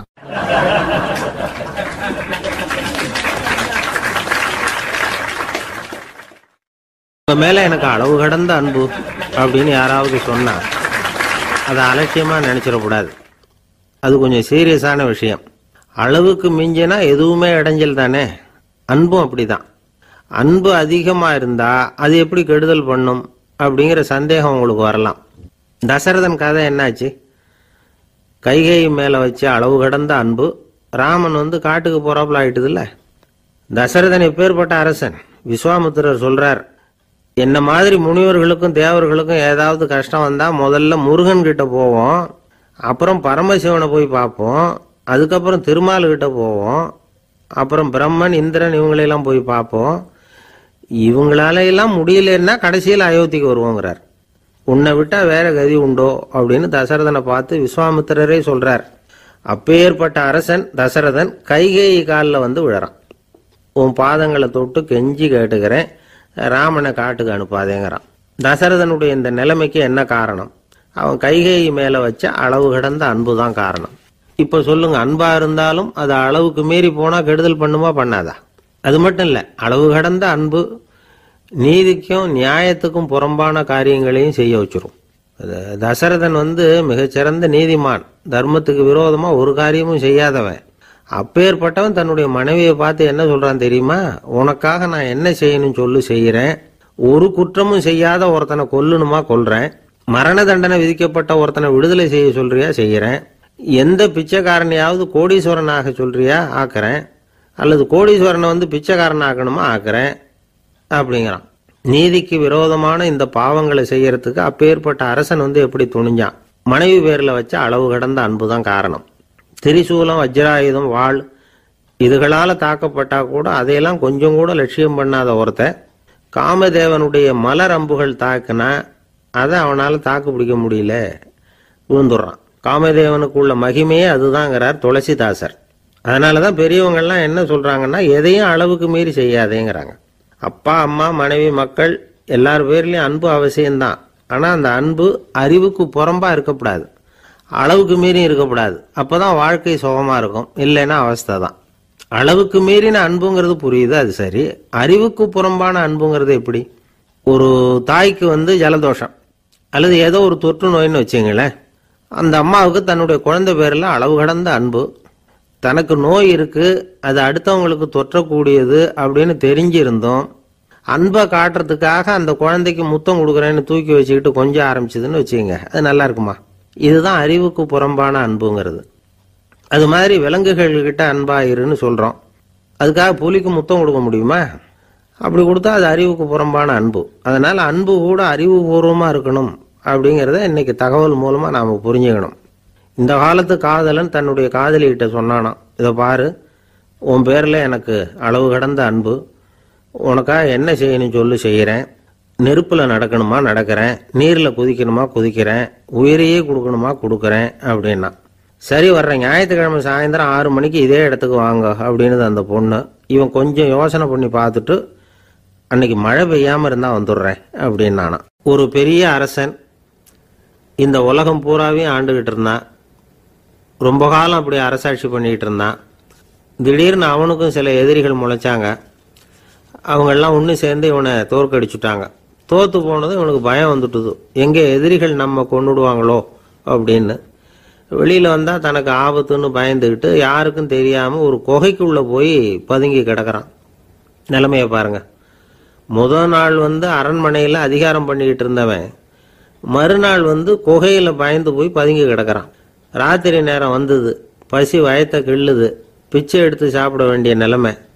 பிச்சை எடுக்கிறதுக்கு பாத்திரம் வேணுமே, என்ன பண்றது அப்படின்னு அங்கேயும் இங்கேயும் பார்க்கறான். ஒரு மூலையில யாரோ விட்டுட்டு போன ஒரு ஓடு கிடக்குது. அதை எடுத்துக்கிட்டு புறப்பட்டான். இருட்டுல வழி புரியல. ஏதோ ஒரு யூகத்துல காலை மெதுவா எடுத்து வச்சு நடந்து போயிட்டு இருக்கிறான். வழியில ஒரு கருப்பு நாய் படுத்து கிடந்தது. இருட்டுல அவன் இது கண்ணுக்கு சரியா தெரியல, அவனுக்கு தவறி போய் காலை வச்சுட்டான். அது மேல நாய் சும்மா இருக்குமா, வள்ளுன்னு விழுந்து கடிச்சு விட்டுது. காலை பார்க்கறான், காலத்தையும் நினைச்சு பார்க்கறான். அரண்மனையில வீரக்கழல் அணிந்த காலை உடைய மன்னா அப்படின்னு புகழ்வாங்களே புலவர்கள்லாம். ஆனா அது இன்னைக்கு நாய் கடிச்ச காலம் ஆயிட்டுதே அப்படின்னு நினைக்கிறான். அது மட்டும் இல்ல, முன்னாடி எல்லாம் பொற்கிண்ணங்கள்ல தான் அவன் சாப்பிடுவான். ஆனா இப்போ உடைஞ்சு போன ஓட்டு, அது ஓட்டை கையில வச்சுக்கிட்டு நிக்கிறான். அதுல ஏதாவது யாராவது சாப்பாடு போடுவாங்களான்னு. முன்னாடி எல்லாம் நிறைய பேர் அரண்மனைக்கு வருவாங்க. அரசருக்கு காணிக்கைன்னு சொல்லி இவன் காலடியில கொண்டாந்து கொட்டுவாங்க. அப்போல்லாம் இவன் அந்த ஜனங்களுடைய முகத்தை திரும்பி கூட பாக்குறது இல்லை, ரொம்ப கர்வமா உட்காந்துருப்பான். அதே ஆளு இன்னைக்கு எல்லார் கண்ணுலையும் படுறது மாதிரி பிச்சை எடுத்துக்கிட்டு இருக்கிறான். அப்போலாம் காணிக்கைகளை தன்னுடைய கையால வாங்குறது தனக்கு கௌரவ குறைச்சல்னு நினைச்சு தன்னுடைய வேலைக்காரங்களை விட்டு தான் அதை வாங்க சொல்லுவான். இப்போ பாத்தீங்கன்னா அவனே தன் கையாலேயே பிச்சை வாங்குறான். நினைச்சு பாருங்க, அந்த மனுஷன் முத நாள் அரசன், மறுநாள் பிச்சைக்காரன். எவ்வளவு வித்தியாசம்! செல்வம் தான் இப்படி ஒரு வித்தியாசம் ஏற்படுறதுக்கு காரணம். அப்படிப்பட்ட செல்வம் வாழ்க்கையை நடத்துறதுக்கு நமக்கு தேவைதான். ஆனா அதையே நாம் அடைய வேண்டிய பயனா நினைக்கிறோம் பாருங்க, அதுதான் வேடிக்கை. இத நம்மாழ்வார் அழகா ஒரு பாசுரத்துல சொல்றார். ஒரு நாயகமாய் ஓட உலகுடன் ஆண்டவர், கருணாய் கவர்ந்த காலர், சிதைகிய பானையர், பெருநாடு காண இம்மையிலே பிச்சைதாம் கொள்வர், திருநாரணன் தாழ் காலம் பெற சிந்தித்து உய்மினோ அப்படிங்கிறார் நம்மாழ்வார். ஒரு பெரிய பணக்காரர் ஒரு துறவிகிட்ட போய், சாமி என்கிட்ட நிறைய பணம் இருக்கு, இருந்தாலும் நிம்மதி இல்லை, என்னால் நிம்மதியாக இருக்க முடியல, என்ன காரணம்னு கேட்டாராம். உடனே அந்த துறவி இதுக்கு நேரடியாக பதில் சொல்லாமல் பக்கத்தில் நின்றுக்கிட்டு இருந்த ஒரு குழந்தைய கூப்பிட்டார். அது ஓடியாந்தது. ஒரு ஆப்பிள் பழத்தை எடுத்து அது கையில் கொடுத்தார். அதை வாங்கிக்கிட்டு குழந்தை சிரிச்சுது. இன்னொரு பழத்தை எடுத்து கொடுத்தார். அதை இன்னொரு கையில் வாங்கிட்டு சிரிச்சுது. மூணாவது ஆப்பிள் எடுத்து கொடுத்தார். 2 பழத்தையும் நெஞ்சில் அணைச்சிக்கிட்டு 3வது பழத்தையும் வாங்கறதுக்கு முயற்சி பண்ணிச்சு. ஆனால் அது உடனே நழுவி கீழே விழுந்து உருண்டு ஓடிச்சு. ஏற்கனவே இருந்ததும் விழுந்துட்டுது. இப்போ அந்த குழந்தை அழ ஆரம்பிச்சுட்டுது.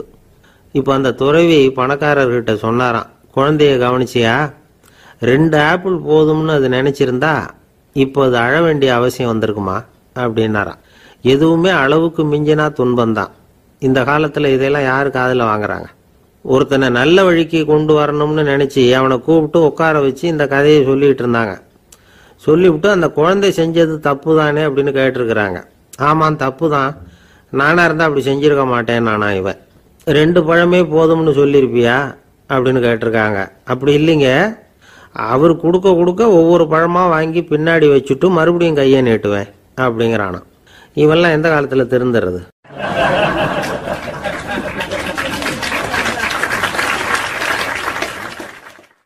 ஒரு பெரிய தத்துவ சிந்தனையாளர் இருந்தார், சுவாங்சு அப்படின்னு பேர். அவருடைய மனைவி ஒரு நாள் திடீர்னு காலமாயிட்டாங்க.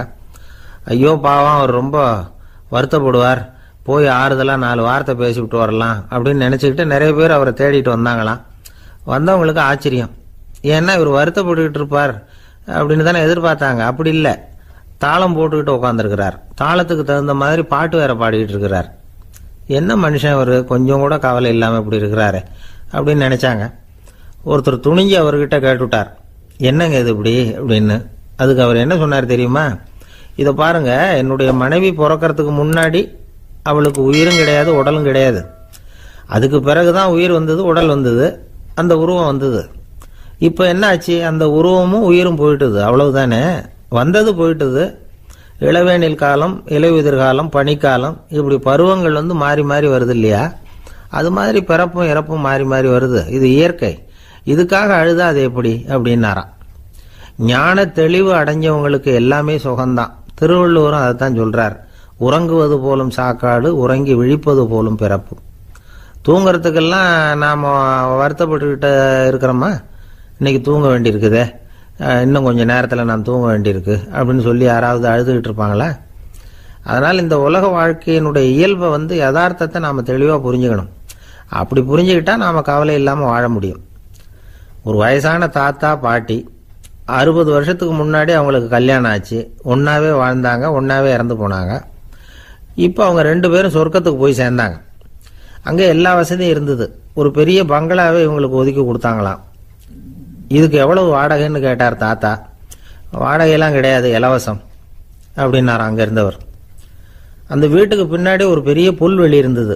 இதில் விளையாட ஏதாவது கட்டணம் உண்டான்னு கேட்டிருக்கார் தாத்தா. அதெல்லாம் ஒன்றும் கிடையாது, பணம்லாம் கட்ட வேண்டியதில்லை அப்படின்னாராம் அவர். பக்கத்தில் ஹோட்டல் மாதிரி ஒரு பெரிய கட்டடம், உள்ள சாப்பாட்டு மேஜைகள், அது மேலே விதவிதமான பலகாரங்கள். சாப்பாட்டுக்கெல்லாம் எவ்வளவு அப்படின்னு விசாரிச்சாராம் தாத்தா. அதுதான் சொன்னேனே, இங்கே எல்லாமே இலவசம்தான், எது வேணும்னாலும் சாப்பிட்லாம், எவ்வளவு வேணும்னாலும் சாப்பிட்லாம் அப்படின்னாராம். நீங்கள் சொல்கிறீங்க அப்படி, ஆனால் நான் சர்க்கரை சேர்த்துக்கக்கூடாது, உப்பு சேர்த்துக்கக்கூடாது, பாட்டி கையால் எப்பவும் பத்திய சாப்பாடு தான் அப்படின்னாராம் தாத்தா. இதை பாருங்க, இங்கே உங்களுக்கு அந்த கவலையும் வேண்டியதில்லை. இங்கே நீங்கள் ஸ்வீட்டு சாப்பிட்லாம், காரம் சாப்பிட்லாம், உங்களுக்கு எந்த நோயும் வராது அப்படின்னாராம் அங்கே சொர்க்கத்தில் இருந்தவர். இதை கேட்ட உடனே அந்த தாத்தா பக்கத்தில் நின்ன பாட்டியை பார்த்து கத்தினாராம், அடி பாவி, எல்லாத்தையும் கெடுத்துட்டிய, நீ எனக்கு பத்திய சாப்பாடு போடாமல் கண்டதை திங்க விட்டுருந்தா 10 வருஷத்துக்கு முன்னாடியே நான் இங்கே சேர்ந்துருப்பேனே அப்படின்னாராம்.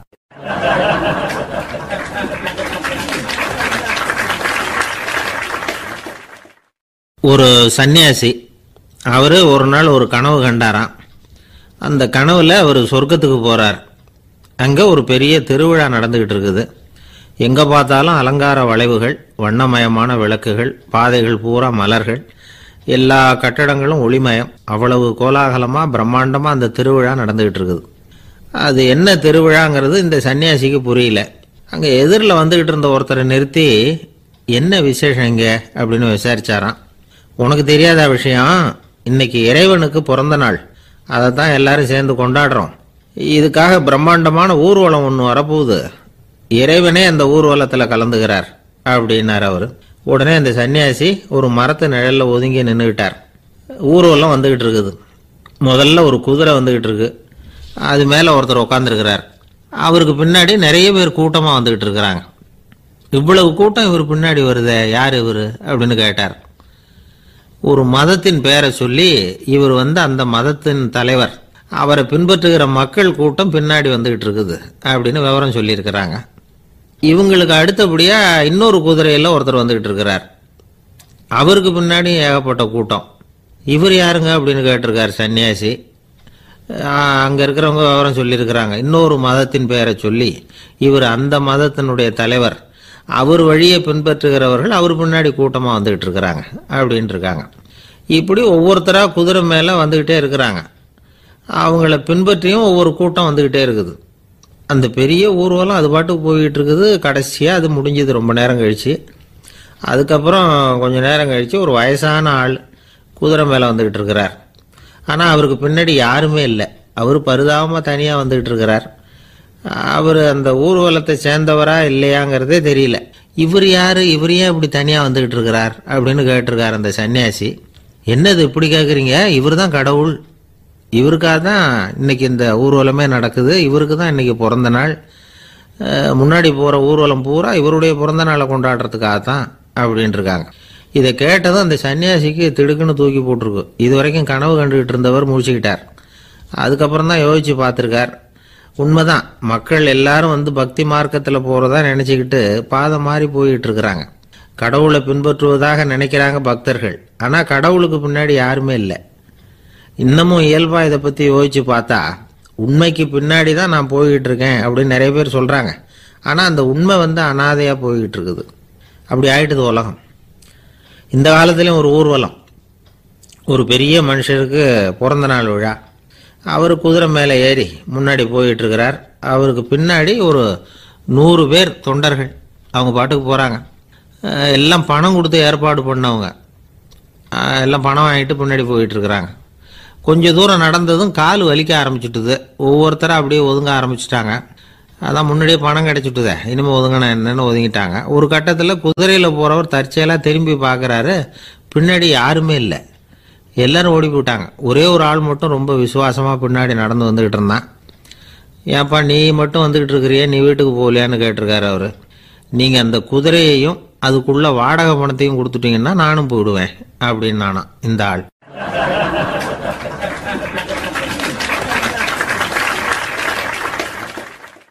ஒரு ஊரில் ஒரு ஆள் இருந்தான். தையல் கடை வச்சுருந்தான். அவங்கிட்ட ஒருத்தன் ஒரு சட்டை துணி எடுத்து கொடுத்து தைக்க சொல்லியிருந்தான். வர்ற சனிக்கிழமை வா, வாங்கிட்டு போ அப்படின்னு அவன் சொல்லியிருந்தான். அதே மாதிரி இவன் வந்தான். அவன் தச்சு வச்சிருந்த சட்டையை கொடுத்தான். இவன் வாங்கி அங்கேயே போட்டு பார்த்தான். கை நீளம் ஒன்றுக்கு ஒன்று வித்தியாசமாக இருந்தது. வலது கை இடது பக்கத்தை விட நீளம் குறைச்சலாக இருந்தது. அவன் முணுமுணுக்க ஆரம்பிச்சுட்டான். என்ன இது இப்படி தைச்சுட்டியேன்னு. இதுக்கு அவன் சொன்னான், ஐயையோ இதுக்காகவா சங்கடப்படுறீங்க, வலது கையை மட்டும் கொஞ்சம் உள்ளே இழுத்தாப்புல வச்சுக்கிட்டீங்கன்னா சரியாக போகுது. மற்றபடி அந்த சட்டையில் உள்ள கலை அம்சத்தை கவனிங்க, எவ்வளோ அற்புதமாக தைச்சிருக்கேன் பாருங்கள். ஒரு சின்ன குறைய இப்படிலாம் பொருட்படுத்த வேண்டியதில்லை. நான் சொன்னது மாதிரி கையை கொஞ்சம் உள்ளே இழுத்தது மாதிரி வச்சுக்கிட்டு நடந்து போங்க, ஜோராக இருக்கும் அப்படின்னா. அவனும் யோசிச்சு பார்த்தான். சரியான யோசனையாக தான் தோணுச்சு. கொஞ்சம் முயற்சி பண்ணி வலது கையை கொஞ்சம் உள்ளே இழுத்து சட்டை சரியாக இருக்கிறது மாதிரி பண்ணிக்கிட்டான். இப்போ மறுபடியும் ஒரு பிரச்சனை. வலது கையை உள்ளே இழுத்த மாதிரி அப்படியே வச்சுக்கிட்டதும் முதுகு பக்கம் கொஞ்சம் துணி தளர்த்தியாக தொங்குறது மாதிரி தெரிஞ்சுது. என்ன இது முதுகு பக்கம் துணி குவிஞ்சுட்டுதே, தொங்குதே அப்படின்னா மறுபடியும், அடடா இதுக்காகவா கவலைப்படுறீங்க, உடம்ப அதுக்கு தகுந்த மாதிரி கொஞ்சம் வளைச்சிக்கிட்டா சரியாக போடுது. இதுக்காக அந்த அழகான தையலை பிரித்து அதில் உள்ள கலை அம்சத்தை கெடுக்கிறதுக்கு என் மனசு இடம் தரல. எவ்வளவுக்கு தளர்த்தியாக இருக்கோ அவ்வளவுக்கு கொஞ்சம் உடம்ப வளைச்சி அப்படி குனிஞ்சது மாதிரி போங்க போதும் அப்படின்னா. அதுவும் நல்ல யோசனையாக தான் பட்டுது இவனுக்கு. சரின்னு சொல்லிவிட்டு புறப்பட்டான். தெருவில் இறங்கினான். கையை கொஞ்சம் உள்ளே இழுத்தான். உடம்ப கொஞ்சம் முன்னால் வளைச்சான். சட்டைக்கு தகுந்த மாதிரி உடம்ப பண்ணிக்கிட்டான். மெதுவாக நடந்து போகிறான். இப்போ எதிரில் இன்னொருத்தன் வரான். இவனை பார்க்குறான். இவன் போட்டிருக்கிற சட்டையை பார்க்குறான். ஆஹா அற்புதம்ங்கிறான். சும்மா சொல்லக்கூடாது, ரொம்ப நல்லா இருக்குது. நிச்சயமாக இது இந்த ஊர் மேலே தெருவில் இருக்கிற ஒருத்தன் இருக்கானே, அவன் தைச்சதாக தான் இருக்கணும் அப்படின்னா. இதை கேட்டதும் அவனுக்கு ஆச்சரியம். எப்படி அவ்வளவு கரெக்டாக கண்டுபிடிச்சிங்க அப்படின்னு கேட்டிருக்கான். இதுக்கு அந்த வழிபோக்கன்னு சொன்னானா, அவன் ரொம்ப கெட்டிக்காரன். உங்களை மாதிரி உடம்பும் கையும் வளைஞ்சு போன ஒரு ஆசாமிக்கு அவனை தவிர வேற யாராலேயும் இவ்வளவு பொருத்தமான ஒரு சட்டையை தைக்க முடியாது அப்படின்னானா. பாருங்க, அவனுக்காக இவன் அனுசரிக்க போய் இவனோட நிலைமை எப்படி ஆயிட்டுது பாருங்க. இதே மாதிரி தான் சில சடங்குகளும் சம்பிரதாயங்களும் நம்மளை கோமாளி ஆக்கி விட்டுரும். எதுவாக இருந்தாலும் அதில் அறிவுபூர்வமான அணுகுமுறை அவசியம். ஒரு நர்ஸ் அவசரமாக ஓடி டாக்டர்கிட்ட சொல்லிச்சான், டாக்டர் ஒரு தப்பு நடந்து போச்சு, 10ஆம் நம்பர் பெட்டில் இருக்கிற பேஷண்ட்டுக்கு காலில் ஆப்ரேஷன் பண்ணுறதுக்கு பதிலாக கையில் ஆப்ரேஷன் பண்ணி விட்டீங்க. கை ஆப்ரேஷன் பண்ணிக்க வேண்டிய ஆள் 7ஆம் நம்பர் பெட்டில் இருக்கார் அப்படின்னு தான். அதுக்கு இவர் பதட்டப்படாமல் சொன்னாராம், பரவாயில்ல இவரை தூக்கி 7ஆம் நம்பர் பெட்டில் போட்டுரு அப்படின்னாராம்.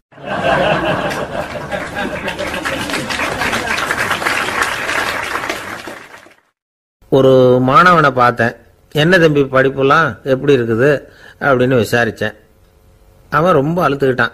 நான் நல்லா தான் சார் படிக்கிறேன், இருந்தாலும் புத்தியில் சரியாக ஏற மாட்டேங்குது சார் அப்படின்னா. சரி, இவனும் நம்ம ரகம்தான் அப்படின்னு சொல்லி முடிவு பண்ணிக்கிட்டோம். கல்வி கற்கக்கூடிய ஒரு மாணவன் சம்பந்தப்படுற புத்திகள் பல வகை. அதை பற்றி ஒரு பெரியவர் விளக்கி இருக்கிறார். மிருத்து புத்தின்னு ஒன்று இருக்குதான். மிருத்துன்னா மண்ணு. மண்ணால் செவுறு கட்டுறோம்ல, மண் சுவரில் ஆணி அடிக்கிறதும் சுலபம், அதை பிடுங்கி எடுக்கிறதும் சுலபம். அது மாதிரி சில பேர் குரு சொல்லி கொடுக்கறத சுலபமாக கேட்டு தெரிஞ்சு வச்சுக்குவாங்க, கொஞ்ச நேரத்தில் சுலபமாக மறந்தும் போயிடுவாங்க. இது மிருத்து புத்தின்னு பேர், மண் புத்தி. தாரு புத்தின்னு ஒன்று உண்டான். தாருன்னா மரம். அதில் பச்சை மரத்தில் ஆணி அடிக்கிறது சுலபம், ஆனால் அதை எடுக்கிறது கஷ்டம். அது மாதிரி ஆசிரியர்கிட்ட இருந்து கேட்டதை கவனமாக மனசில் பதிய வச்சுக்கிட்டு அதை மறக்காமல் இருக்கிறது தாரு புத்தி. பட்டை மரமாக இருந்தால் அதில் ஆணி அடிக்கிறதும் கஷ்டம், அடிக்கிற ஆணியும் சீக்கிரம் நழுவிடும். அது மாதிரி கேட்குற விஷயம் மனசில் பதியறதும் கஷ்டம். அப்படியே பதிஞ்சாலும் அது நீடிச்சு இருக்கிறதும் கஷ்டம், கொஞ்ச காலத்தில் மறந்துடும். இன்னொரு வகை புத்தி ஒன்று உண்டு, அதுக்கு பேர் சிலா புத்தின்னு பேர். சிலான்னா கல். ஒரு கருங்கல்லில் 4 துளையை போட்டு ஒரு துளையில உளிய வச்சு அடிச்சா மற்ற துளை வழியாகவும் பிளந்து கல் 2 ஆயிடும். அது மாதிரி சந்தியான இடங்கள்ல குறிப்பா ஒரு பொருளை சொன்னா அதை வச்சுக்கிட்டு மற்றதையும் தெரிஞ்சுக்கிறது, அது சிலா புத்தின்னு பேர். வேணு புத்தின்னா என்ன தெரியுமா? வேணுன்னா மூங்கில். மூங்கில் கணுவில் ஒரு பக்கம் உளிய வச்சு அடிச்சா 2 பக்கமும் பிளந்துரும்.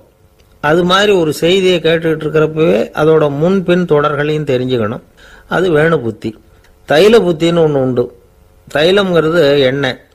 தண்ணியில் ஒரு துளி எண்ணெயை விட்டா அது தண்ணி பூரா பரவி போடுதுல்ல, அது இப்படி பரவுறது மாதிரி ஆசிரியர் சுருக்கமாக ஒரு கருத்தை சொன்னா அதை வச்சுக்கிட்டு பூரா விஷயங்களையும் தெரிஞ்சுக்கணும், அது தைல புத்தி. கற்பூர புத்தின்னு ஒன்று கேள்விப்பட்டிருக்கோம். அது எப்படின்னா, கற்பூரம் தீ பட்ட உடனே பிடிச்சிக்கும். ஆசிரியர் சொன்ன உடனே நுண்ணறிவோட பாடங்களை புரிஞ்சுக்கிறது இந்த வகை புத்தி. கரி புத்தின்னு ஒன்று.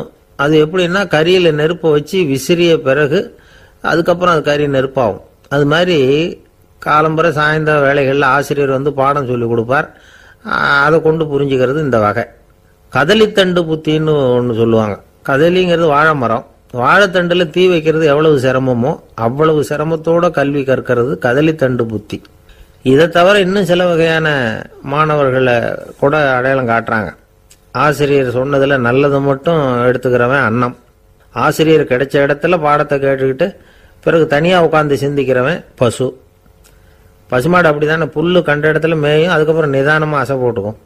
ஆசிரியர் சொன்னதை தவிர வேற எதையும் சொல்ல முடியாதவன் கிளி. பல இடங்களில் பாடங்கள் கேட்டு கடைசியில் ஒன்றும் புரியாமல் போகிறவன் ஆடு. ஆடு ஒரு செடியில் வயிறார மேயாது, ஒரே செடியில். இக்கரைக்கு அக்கறை பச்சைன்னா அங்கேயும் இங்கேயும் அலைஞ்சிக்கிட்டே இருக்கும். சில பேருக்கு எருமைன்னு பேர். எருமை எப்படின்னா, குளத்து நீரை கலக்கி தான் குடிக்கும். அது மாதிரி ஆசிரியர் மனசை நோக செய்து பயில்கிற மாணவர்கள்லாம் இந்த ரகம். இவ்வளவுலாம் இருந்தாலும் இந்த காலத்து மாணவர்கள்லாம் ஒரு தனி ரகம்.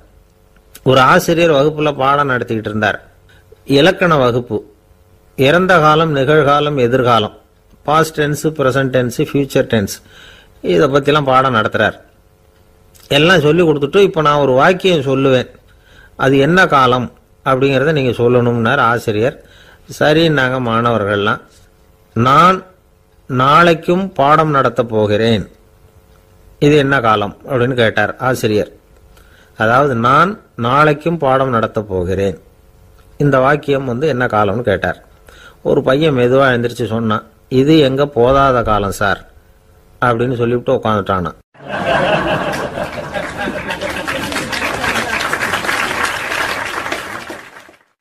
ஒரு ஊர்ல ஒரு பெரிய செல்வந்தர் இருந்தார். பணத்துக்கு பஞ்சம் இல்லை. அதனால இந்த உலகத்துல முடியாத காரியம் எதுவும் இல்லைன்னு நினைச்சார். பணம் இருந்தாலும் அந்த நினைப்பு தானா வந்துடும். அதனால இவரும் அப்படி நினைச்சதுல ஒன்றும் தப்பு இல்லை. அந்த ஊருக்கு குருநானக் ஒரு தடவை வந்தார். அவருக்கு இந்த செல்வந்தர் ரொம்ப பிரமாதமா ஒரு வரவேற்பு கொடுத்தார். ஊர் எல்லையிலேயே எங்க வீட்டுக்கு விருந்து சாப்பிட்டுட்டு போகணும்னு கேட்டுக்கிட்டார். அவரும் சரின்னு ஒத்துக்கிட்டார். உடனே தன்னுடைய பங்களாவில் ஒரு பெரிய விருந்துக்கு ஏற்பாடு பண்ணார்.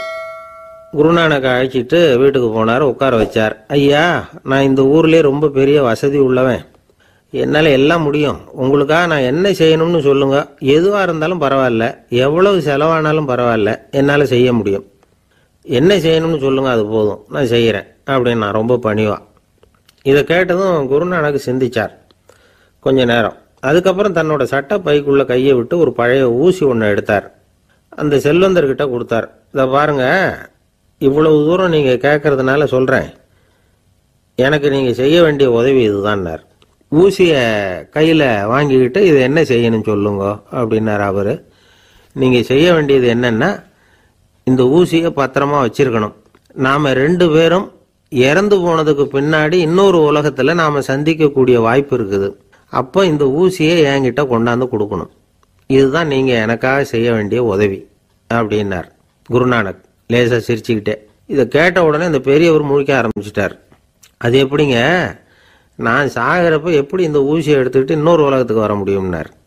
ஊசி மாதிரி ஒரு சின்ன பொருளை கூட இந்த உலகத்தை விட்டு நாம போறப்ப எடுத்துட்டு போக முடியாதுங்கிறப்போ உங்களோட செல்வத்தையெல்லாம் எப்படி அங்க எடுத்துட்டு வர போறீங்க அப்படின்னு கேட்டார் குருநானக். அதுக்கப்புறம் தான் அந்த பெரியவர் யோசிக்க ஆரம்பிச்சாராம்.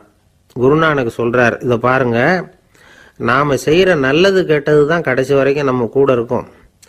அடுத்தவங்க நல்லா இருக்கணுங்கிறதுக்காக பொருளை செலவு செய்யணும். அப்படி செய்யலைன்னா எந்த பிரயோஜனமும் இல்லை அப்படின்னார். அதுக்கப்புறம் தான் அந்த செல்வந்தரின் அறிவு கண் திறந்துதான். உடனே குருநானக்கை வணங்கினார். ஐயா, என்கிட்ட இருந்த ஆணவம் போயிட்டுது, இனிமே என்கிட்ட இருக்கிற செல்வத்தை நல்ல வழியில செலவழிப்பேன் அப்படின்னாராம். நம்ம கிட்ட இருக்கிற பணம் எப்பவும் நம்ம கூடவே வந்துகிட்டு இருக்காதுங்கிறதுக்கு இது ஒரு உதாரணம். அதுக்காக நாம பணம் சேர்க்கறத பத்தி கவலைப்பட வேண்டியதில்லை, பேசாம படுத்து தூங்கிட்டு இருந்தா போதும் அப்படின்னு இதுக்கு அர்த்தம் பண்ணிக்கப்படாது. முறையான வழியில பணம் சேர்க்கணும், அதை முறையான வழியில செலவு பண்ணணும். அதனால ஏற்படக்கூடிய மன நிறைவு இருக்கு பாருங்க, அது அனுபவிச்சவங்களுக்கு தான் தெரியும். சொர்க்கத்துக்கு போறவங்க இங்க இருந்து பணத்தை எடுத்துட்டு போக முடியாது. ஆனா நம்ம செல்வத்தை இங்க மற்றவங்களுக்கு பயன்பட செய்து அதனால ஏற்படுற புண்ணியம் இருக்கு பாருங்க, அதை எடுத்துட்டு போக முடியுமா. இதுதான் ஆன்மீகவாதிகள்லாம் சொல்ற கருத்து. ஜான் நியூட்டன் ஒருத்தர், அவர் சொன்னார், நான் எப்பவாவது சொர்க்கத்துக்கு போய் சேர்ந்தேன்னா அங்க 3 அதிசயங்களை பார்ப்பேன்னார். என்னன்னு கேட்டாங்க. நான் யார் யார் இருக்க மாட்டாங்கன்னு நினைச்சுக்கிட்டு இருந்தேனோ அவங்கள சில பேர் அங்க இருப்பாங்க, அது ஒரு பெரிய அதிசயம்னார். சரி, அடுத்தது என்ன? 2வது அதிசயம் என்னன்னா, அங்க இருப்பாங்கன்னு நான் எதிர்பார்த்த சில பேர் அங்க இருக்க மாட்டாங்க அப்படின்னார். சரி, 3வது பெரிய ஆச்சரியம் என்ன அப்படின்னா, நான் அங்க இருக்க பாருங்க, அதுதான் அந்த 3வது அதிசயம் அப்படின்னாராம்.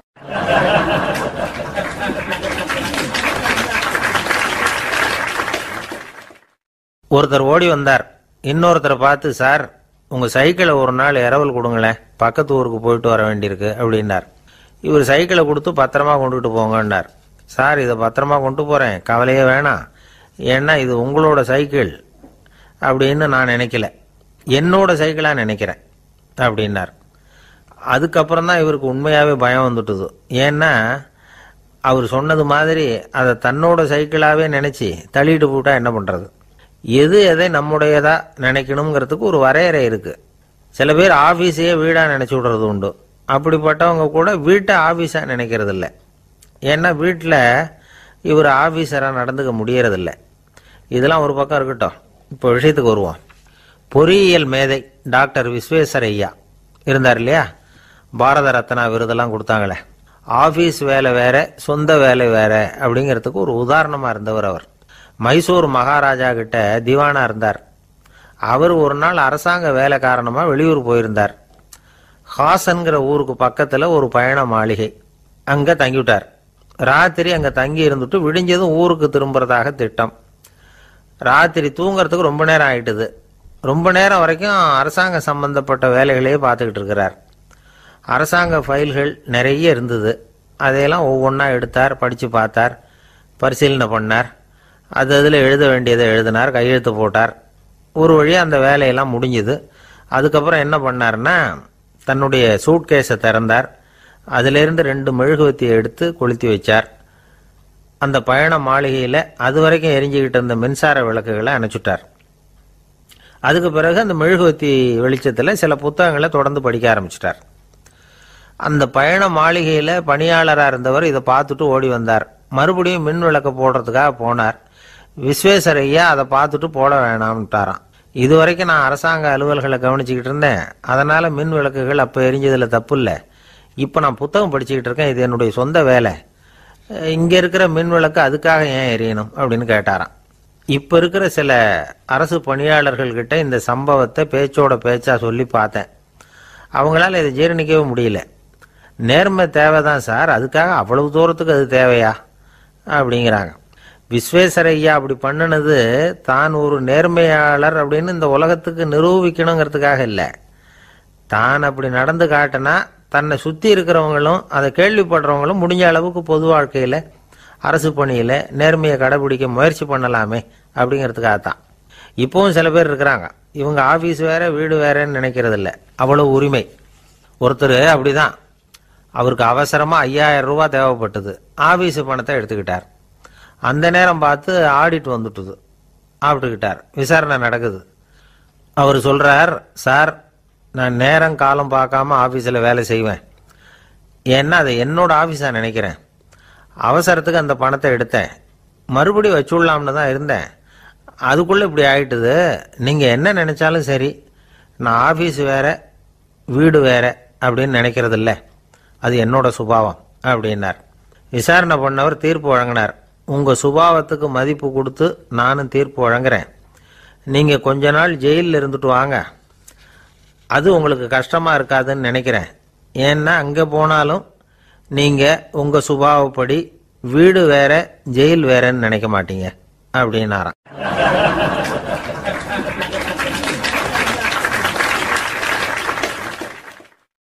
திபேத் நாட்டில் புத்த மடாலயங்கள் நிறைய உண்டு. அதுக்கு ஒரு தலைமையகமும் உண்டு.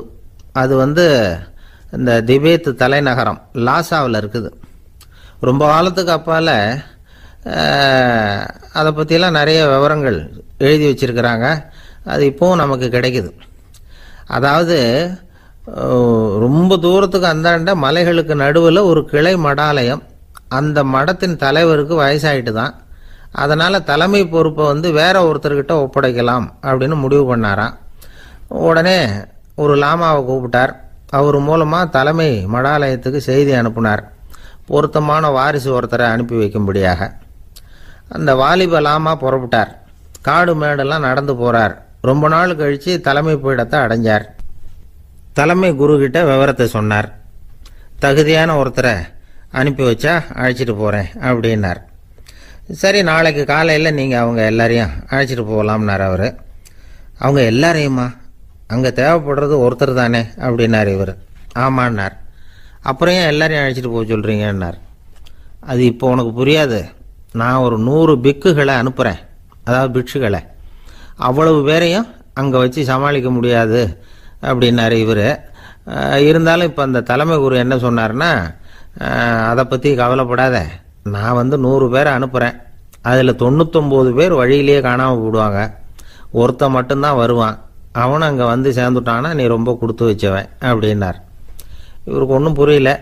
இருந்தாலும் மறுநாள் அந்த வாலிபல் ஆமா 100 பேரை அழைச்சிக்கிட்டு புறப்பட்டார். போகிற வழியிலேயே பல பேர் அங்கங்கே பிச்சுக்கிட்டு போயிட்டாங்க. அவர் சொன்னது மாதிரியே வழியில் அவங்க ஊர்கள் இருந்தது தான் காரணம். அப்பா அம்மாவை பார்த்துட்டு வரேன் அப்படின்னு கொஞ்சம் பேர் போனாங்க. சொந்த பந்தத்தை பார்த்துட்டு வரேன் அப்படின்னு கொஞ்சம் பேர். ஒரு வாரம் ஆச்சு. இப்போ மிஞ்சினது 10 பேர் தான். வழியில் ஒரு நகரம். அங்கே சில பிட்சுக்கள் வந்து சந்திச்சாங்க. எங்கள் மடத்து தலைவர் இறந்துட்டார், உங்களில் யாராவது ஒருத்தர் எங்களுக்கு தலைவராக முடியுமா அப்படின்னு கேட்டாங்க. 10 பேரும் தயார். அதில் ஒருத்தரை அழைச்சிக்கிட்டு அவங்க போயிட்டாங்க. இன்னொரு ஊரில் சில பேர் வந்தாங்க, வழி மறிச்சாங்க. நில்லுங்க, எங்கள் மன்னர் மகளுக்கு திருமணம், அதை நடத்தி வைக்க 3 லாமாக்கள் தேவை அப்படின்னாங்க. இப்படி கொஞ்சம் கொஞ்சமாக எல்லாரும் காலி. கடைசியில் 2 பேரும் மிஞ்சினாங்க. அங்கே ஒரு இளம்பெண் எதிரில் வந்தா, எங்கள் அப்பா வேட்டைக்கு போயிருக்கிறாரு, இன்னும் திரும்பி வரல, வீட்டில் வேற யாரும் இல்லை, தனியாக இருக்க பயமாக இருக்குது, யாராவது ஒருத்தர் எனக்கு துணையாக இருக்கணும் அப்படின்னு கேட்டுக்கிட்டா. எங்கள் 2 பேரில் நீயே ஒருத்தரை தேர்ந்தெடுத்துக்கோ, இல்லைன்னா எங்களுக்குள்ளே சண்டை வந்துடும் அப்படின்னாங்க. இப்போ மிஞ்சினவர் ஒருத்தர். அவருக்கும் ஒரு சோதனை வந்தது. ஒரு தர்க்கவாதி எதிரில் வந்தான், உன்னோட வாதம் பண்ணணும்னா. இவனோட வாதம் பண்ணுறேன், அது முடிய ரொம்ப காலம் ஆகலாம், தர்க்கத்தில் நான் ஜெயிச்சா அங்கே வரேன், இல்லைன்னா இவருடைய சீடனை ஆயிடுவேன் அப்படின்னார் அவர். கடைசியாக அழைக்க வந்த வாலிபலாமா மட்டும் வெறும் கையோடு திரும்பி போனார். அங்கே இருந்த வயசான மடாதிபதி கேட்டார், எத்தனை பேர் அங்கேருந்து புறப்பட்டீங்கன்னார். என்னையும் சேர்த்து 101ன்னார் அவர். நல்லது, நீயாவது திரும்பி வந்தியே, அதுதான் எனக்கு போதும், ஏன்னா நீ தான் எனக்கு உண்மையான வாரிசு, அந்த 100 பேரில் யாரும் வரமாட்டாங்க அப்படின்னார் அவர். ஏன்னா அவருக்கு தெரியும் இவர் ஒருத்தர் தான் திரும்பி வருவாருங்கிறது. திபேத்தில் ஒரு பழங்கால பழமொழி உண்டாம், 100 பேர் செல்லலாம், எப்பொழுதாவது ஒருவன் அபூர்வமாக அடைய வேண்டிய இடத்தை அடைவான். இதுதான் அந்த பழமொழி. ஒரு உன்னதமான இலக்கை அடையணும்னா அது அவ்வளவு சுலபமான காரியம் இல்லை. இந்த காலத்து மடாலயம் ஒன்று, அதில் ஒரு தலைவர், அவருக்கு வயசாயிட்டுது, தனக்கு ஒரு வாரிசை நியமிக்கணும் அப்படின்னு ஆசைப்பட்டார். ரொம்ப கஷ்டப்பட்டு ஒருத்தரை பிடிச்சார், தனக்கு வாரிசா நியமிச்சுட்டு அவர் சமாதி ஆயிட்டார். புதுசாக பொறுப்பேற்றுக்கிட்டவர் அப்படியே உட்காந்துருந்தார். அவரை தேடிட்டு பத்திரிகை நிருபர்கள்லாம் வந்தாங்க, கேட்டாங்க. அவர் உங்கள் பொறுப்பில் வந்து அவர் பெரியவர் விட்டுட்டு போன இது எவ்வளவு சுமாராக தேரும், எவ்வளவு விட்டுட்டு போனார் அப்படின்னு கேட்டிருக்கிறாங்க. அது என்ன ஒரு 50 லட்சம் இருக்கும் அப்படின்னாராம். அவ்வளவும் பணமா அப்படின்னு கேட்டிருக்காங்க. இல்லைங்க, கடன் அப்படின்னாராம் இவர்.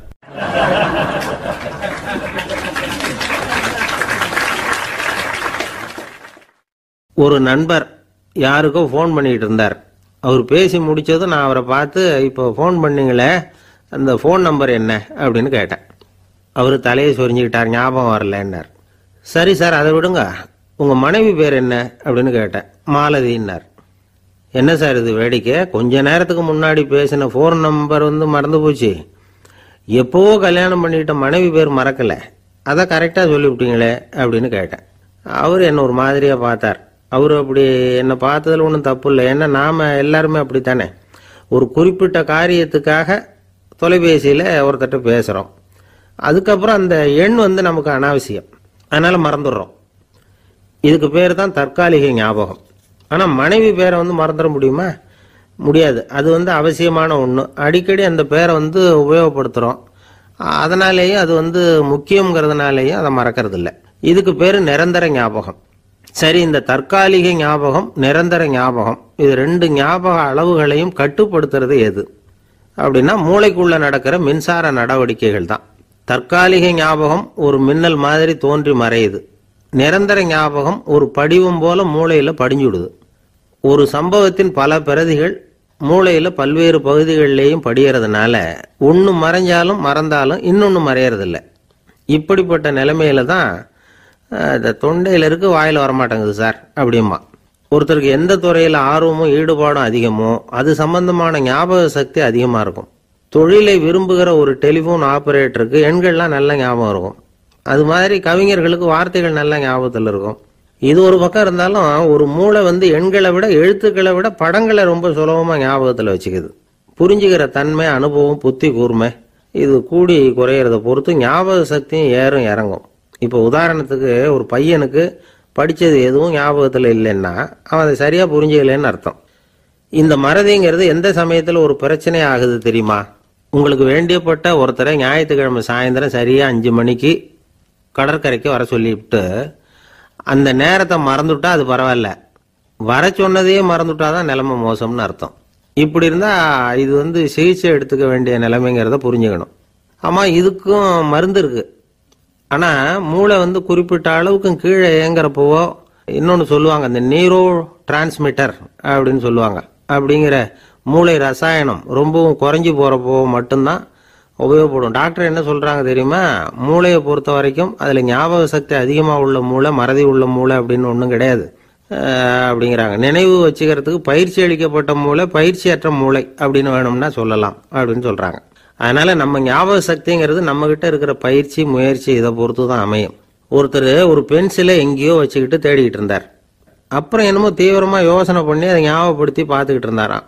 எதிரில் உட்காந்துருந்தவர் சொன்னார், பென்சிலை தானே தேடிட்டு இருக்கீங்க, அது உங்கள் வலது காதில் இருக்குது சார் அப்படின்னாராம் அவர்.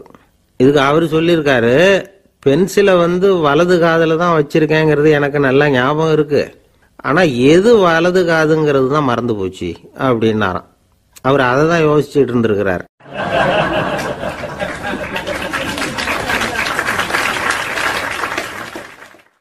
காலை நேரம் கடற்கரை ஓரம் காலை வீசிக்கிட்டு கையை வீசிக்கிட்டு ஏதோ சண்டைக்கு போகிற சிப்பாய் மாதிரி எல்லாரும் நடந்து போயிட்டு இருக்கிறாங்க. நடைப்பயிற்சி. அதில் நமக்கு தெரிஞ்ச ஒருத்தர் எதிரில் வந்தார் ரொம்ப வேகமாக. என்ன சார் வாக்கிங்க அப்படின்னு கேட்டோம். அவரால் ஆமாம்னு பதில் சொல்ல முடியல, அவ்வளவு கஷ்டம். மூச்சு விடுறதுக்கே வாயை திறந்து மூடிட்டு இருக்கிறார். எங்கே பேசுறது? கொஞ்சம் நின்று நிதானித்து மூச்சு விட்டுட்டு அதுக்கப்புறம் சொன்னார் ஆமாம் அப்படின்னு. என்ன சார் இவ்வளவு வேகம்னோ? உங்கள் பேச்சை கேட்டுவிட்டு தான் சார் நடக்க ஆரம்பித்தோம். நீங்கள் தான் அடிக்கடி சொல்லிகிட்டு இருந்தீங்க நடக்கிறது நல்லதுன்னு. அன்னையிலேருந்து ஆரம்பிச்சுட்டேன், ஆனால் ரொம்ப கஷ்டமாக இருக்குது சார். இப்போ பாருங்கள், உங்கள்கிட்ட சுலபமாக பேசக்கூட முடியல, மூச்சு வாங்குது, உடம்பு கூட வலிக்கிறது மாதிரி இருக்குது அப்படின்னு அவர் பாட்டுக்கு பேச ஆரம்பிச்சிட்டார். உங்களை யார் சார் இவ்வளவு வேகமாக நடக்க சொன்னது? வேகத்தை குறைங்க, மெதுவாக நடங்க அப்படின்னோம். நீங்கள் நடக்கிறதுனால என்னென்ன சௌகரியம்னு அன்னைக்கு சொன்னீங்களே தவிர சௌகரியமாக நடக்கிறது எப்படின்னு சொல்லலையே அப்படின்னார் அவர். இன்னமும் லேசாக மூச்சு வாங்கிக்கிட்டே சொன்னால் கூட இவர் சொல்கிறதுலே ஒரு நியாயம் இருக்குது.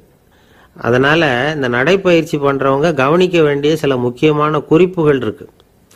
அது என்னென்னங்கிறத அவங்க தெரிஞ்சுக்கணும். அது தெரிஞ்சு வச்சுக்கிறது நல்லது. இதெல்லாம் மருத்துவ நிபுணர்கள் சொல்கிற குறிப்புகள். அவங்க என்ன சொல்கிறாங்க தெரியுமா? உங்கள் வயசு 40க்கு மேலேயா? உங்கள் எடை இருக்க வேண்டியதை விட 10 கிலோ அதிகமாக இருக்குதா? நீங்கள் புகை பிடிக்கிறவரா? இதய நோய், இரத்த நாள நோய், உயர் ரத்த அழுத்தம் இப்படி ஏதாவது உங்களுக்கு உண்டா? அப்படின்னா நீங்கள் உங்கள் இஷ்டத்துக்கு வரிஞ்சு கட்டிக்கிட்டு நடைப்பயிற்சி பண்ண ஆரம்பிச்சிடாதீங்க. முதல்ல ஒரு மருத்துவ பரிசோதனை பண்ணிக்கோங்க, அதுதான் நல்லது அப்படின்னு அவங்க சொல்கிறாங்க. நடக்கிறப்போ, உடற்பயிற்சி செய்கிறப்போ மார்பு பகுதியில் அல்லது வேற எங்கேயாவது தொடர்ந்து வலி இருந்ததுன்னா பயிற்சியை நிறுத்திவிட்டு டாக்டரை போய் பார்க்கணும். நடைப்பயிற்சி பண்ணுறப்போ உங்கள் சக்திக்கு தகுந்த மாதிரி மெதுவாக அதிக கஷ்டம் இல்லாமல் முன்னேறலாம். அங்கே என்ன போட்டியாக வைக்கிறாங்க? முந்திக்கிட்டு போய் என்ன பண்ண போகிறோம்? பரிசா வாங்க போகிறோம். அதனால் நிதானம் அவசியம் அப்படிங்கிறது அவங்க ஆலோசனை. தொந்தரவு கொடுக்காத ஷூ, ட்ரெஸ்ஸு இதுகளை உபயோகப்படுத்துங்க. பாதத்தில் ஆடு தசை இருக்குல்ல, அங்கே ஏதாவது பிரச்சனை இருந்ததுன்னா டாக்டரை பாருங்க. இந்த பாதத்தில் வலி வரும் அந்த இடத்துல. வெயில் காலமாக இருந்தால் தலைக்கு தொப்பி வச்சுக்கோங்க.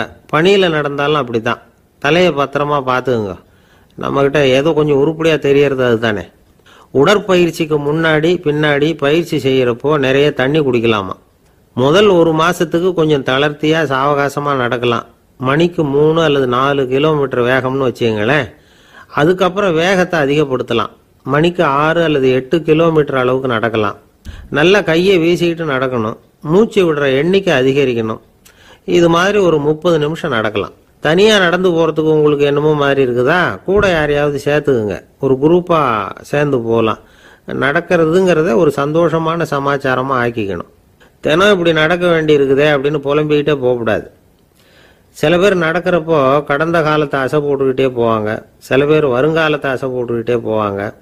சில பேர் முக்கியமான திட்டம்லாம் இப்படி நடக்கிறப்ப தான் தீர்மானம் பண்ணுவாங்க. நடக்கிறதுனால மன இறுக்கம் குறையுது, பரபரப்பு குறையுது, மன ஆற்றல் பெருகுது, தன்னம்பிக்கை வளருது, முதுமை தள்ளி போகுது, செயல்திறன் அதிகரிக்குது. இதை தவிர உடம்புக்கும் பல விதமான சௌகரியங்கள் ஏற்படுது. அதனால இதுவரைக்கும் நடக்க ஆரம்பிக்காதவங்க இனிமே இந்த குறிப்புகளை கவனத்தில் வச்சுக்கிட்டு நடக்க ஆரம்பிச்சுடலாம். சார்லஸ் லேம்ப் அப்படின்னு ஆங்கில இலக்கிய மேதை ஒருத்தர், அவர் ஒரு தரம் உடம்பு சரியில்லைன்னு டாக்டர்கிட்ட போனாராம். டாக்டர் அவரை பார்த்துட்டு, நீங்கள் தினமும் காலையில் வெறும் வயத்தில் நடக்கணும் அப்படின்னாராம். வெறும் வயத்தில் நடக்கிறதுக்கு நான் தயார், ஆனால் வயிறு கிடைக்கணுமே சார், யார் வயத்து மேலே நடக்கிறது டாக்டர் அப்படின்னு கேட்டாராம் இவர்.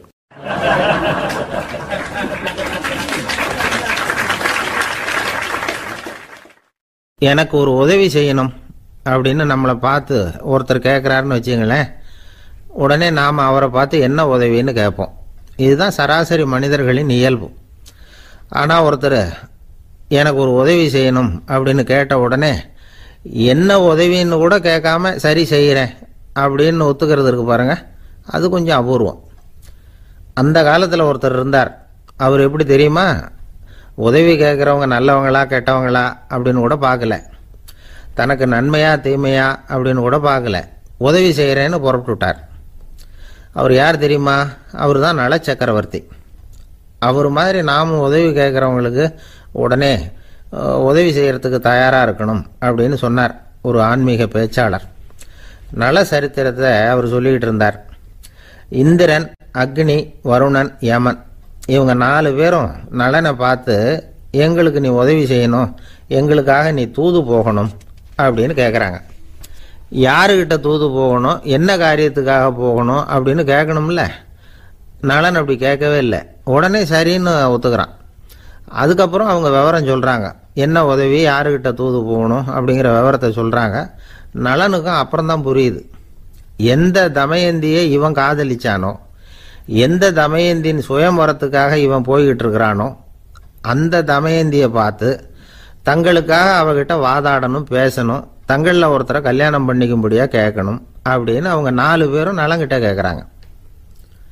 இதை கேட்டதும் நலன் கொஞ்சம் கூட முகம் சுளிக்கல, பதட்டப்படலை, நேராக தமயந்தி கிட்ட போகிறான். இந்திரன், அக்னி, வருணன், யமன் இவங்களோட சிறப்புகளை எடுத்து சொல்கிறான். இவங்களில் ஒருத்தரை கல்யாணம் பண்ணிக்கலாம் அப்படின்னு சொல்லி கேட்டுக்கிறான். ஆனால் இதுக்கு தமயந்தி சம்மதிக்கலை. சுயம்வரம் நடக்குது, அவள் நலனை தேர்ந்தெடுக்கிறான். அந்த 4 பேரும் நலனுக்கு நிறைய வரங்கள்லாம் கொடுக்குறாங்க. அதுக்கப்புறம் இப்படி போகுது கதை. இதில் நாம் கவனிக்க வேண்டியது என்னென்னா, உதவின்னு கேட்ட உடனே என்ன உதவின்னு கேட்காம சரி செய்கிறேன்னு சொன்னான் பாருங்க, அதை கொஞ்சம் சிந்திக்கணும். செய்கிறேன்னு ஒத்துக்கிட்டதுக்கு அப்புறம் அது என்ன உதவின்னு தெரிஞ்சும் முகம் சுளிக்காமல் அதை செஞ்சான் பாருங்க, அதையும் கொஞ்சம் சிந்திக்கணும். நம்மளும் ஒருத்தன் ஒரு நண்பனை தேடி போனான், எனக்கு ஒரு உதவின்னா சரி சொல்லுன்னா, இப்போ உங்ககிட்ட 2 கார் இருந்தால் என்ன பண்ணுவேன்னா, உடனே அதில் ஒன்று உங்ககிட்ட கொடுத்துருவேன்னா, அவன் உங்ககிட்ட 2 பங்களா இருந்தால் என்ன பண்ணுவேன்னா, அதில் ஒன்று உங்ககிட்ட கொடுத்துருவேன்னா, உங்ககிட்ட 2 பேனா இருந்தால் என்ன பண்ணுவேன்னா, அதில் ஒரு பேனாவை உங்ககிட்ட கொடுக்க மாட்டேன்னா அவன். ஏன்டா அப்படி சொல்கிறேன்னா, ஏன்னா இப்போ நிஜமாவே என்கிட்ட 2 பேனா இருக்குது, அதனால் அப்படி சொல்கிறேன் அப்படின்னு நானா அவன்.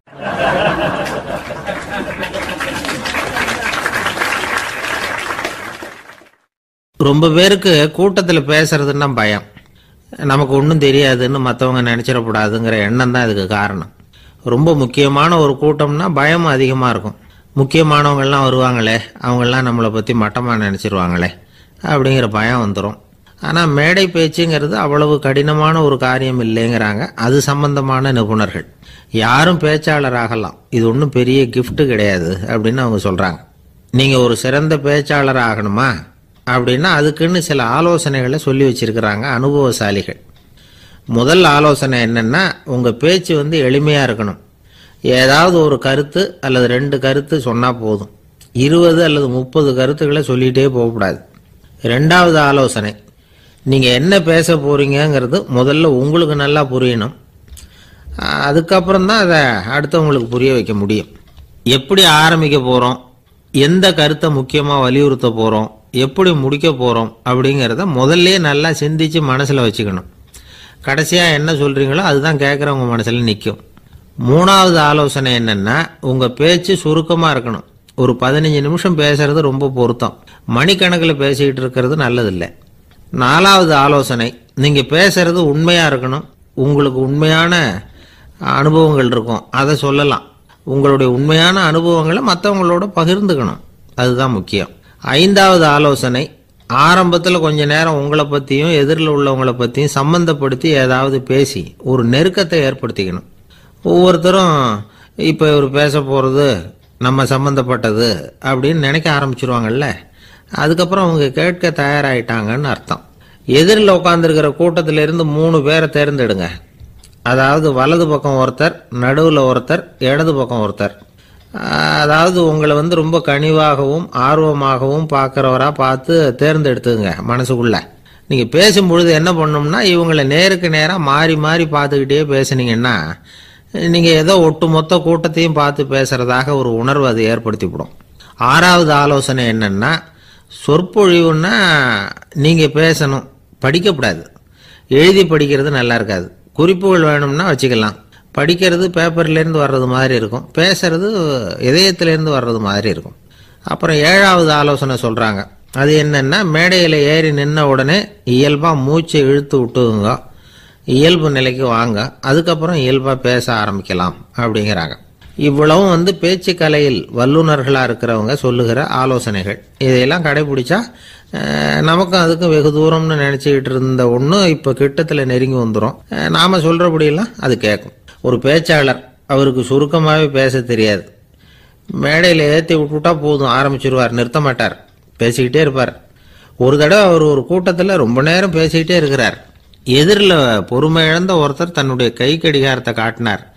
அதை கவனித்த பேச்சாளர், மன்னிக்கணும், கை கடிகாரம் நான் கொண்டுகிட்டு வர மறந்துட்டேன், அதுதான் நேரம் போனதே தெரியல அப்படின்னு சொல்லியிருக்கிறார். இதுக்கு அவர் சொன்னாராம் கோபமா, ஏய்யா கடிகாரத்தை தான் பார்க்க முடியல, மறந்துட்டேன், பக்கத்தில் மாட்டிருக்கிற கேலண்டரையாவது பார்க்கக்கூடாதா அப்படின்னாராம்.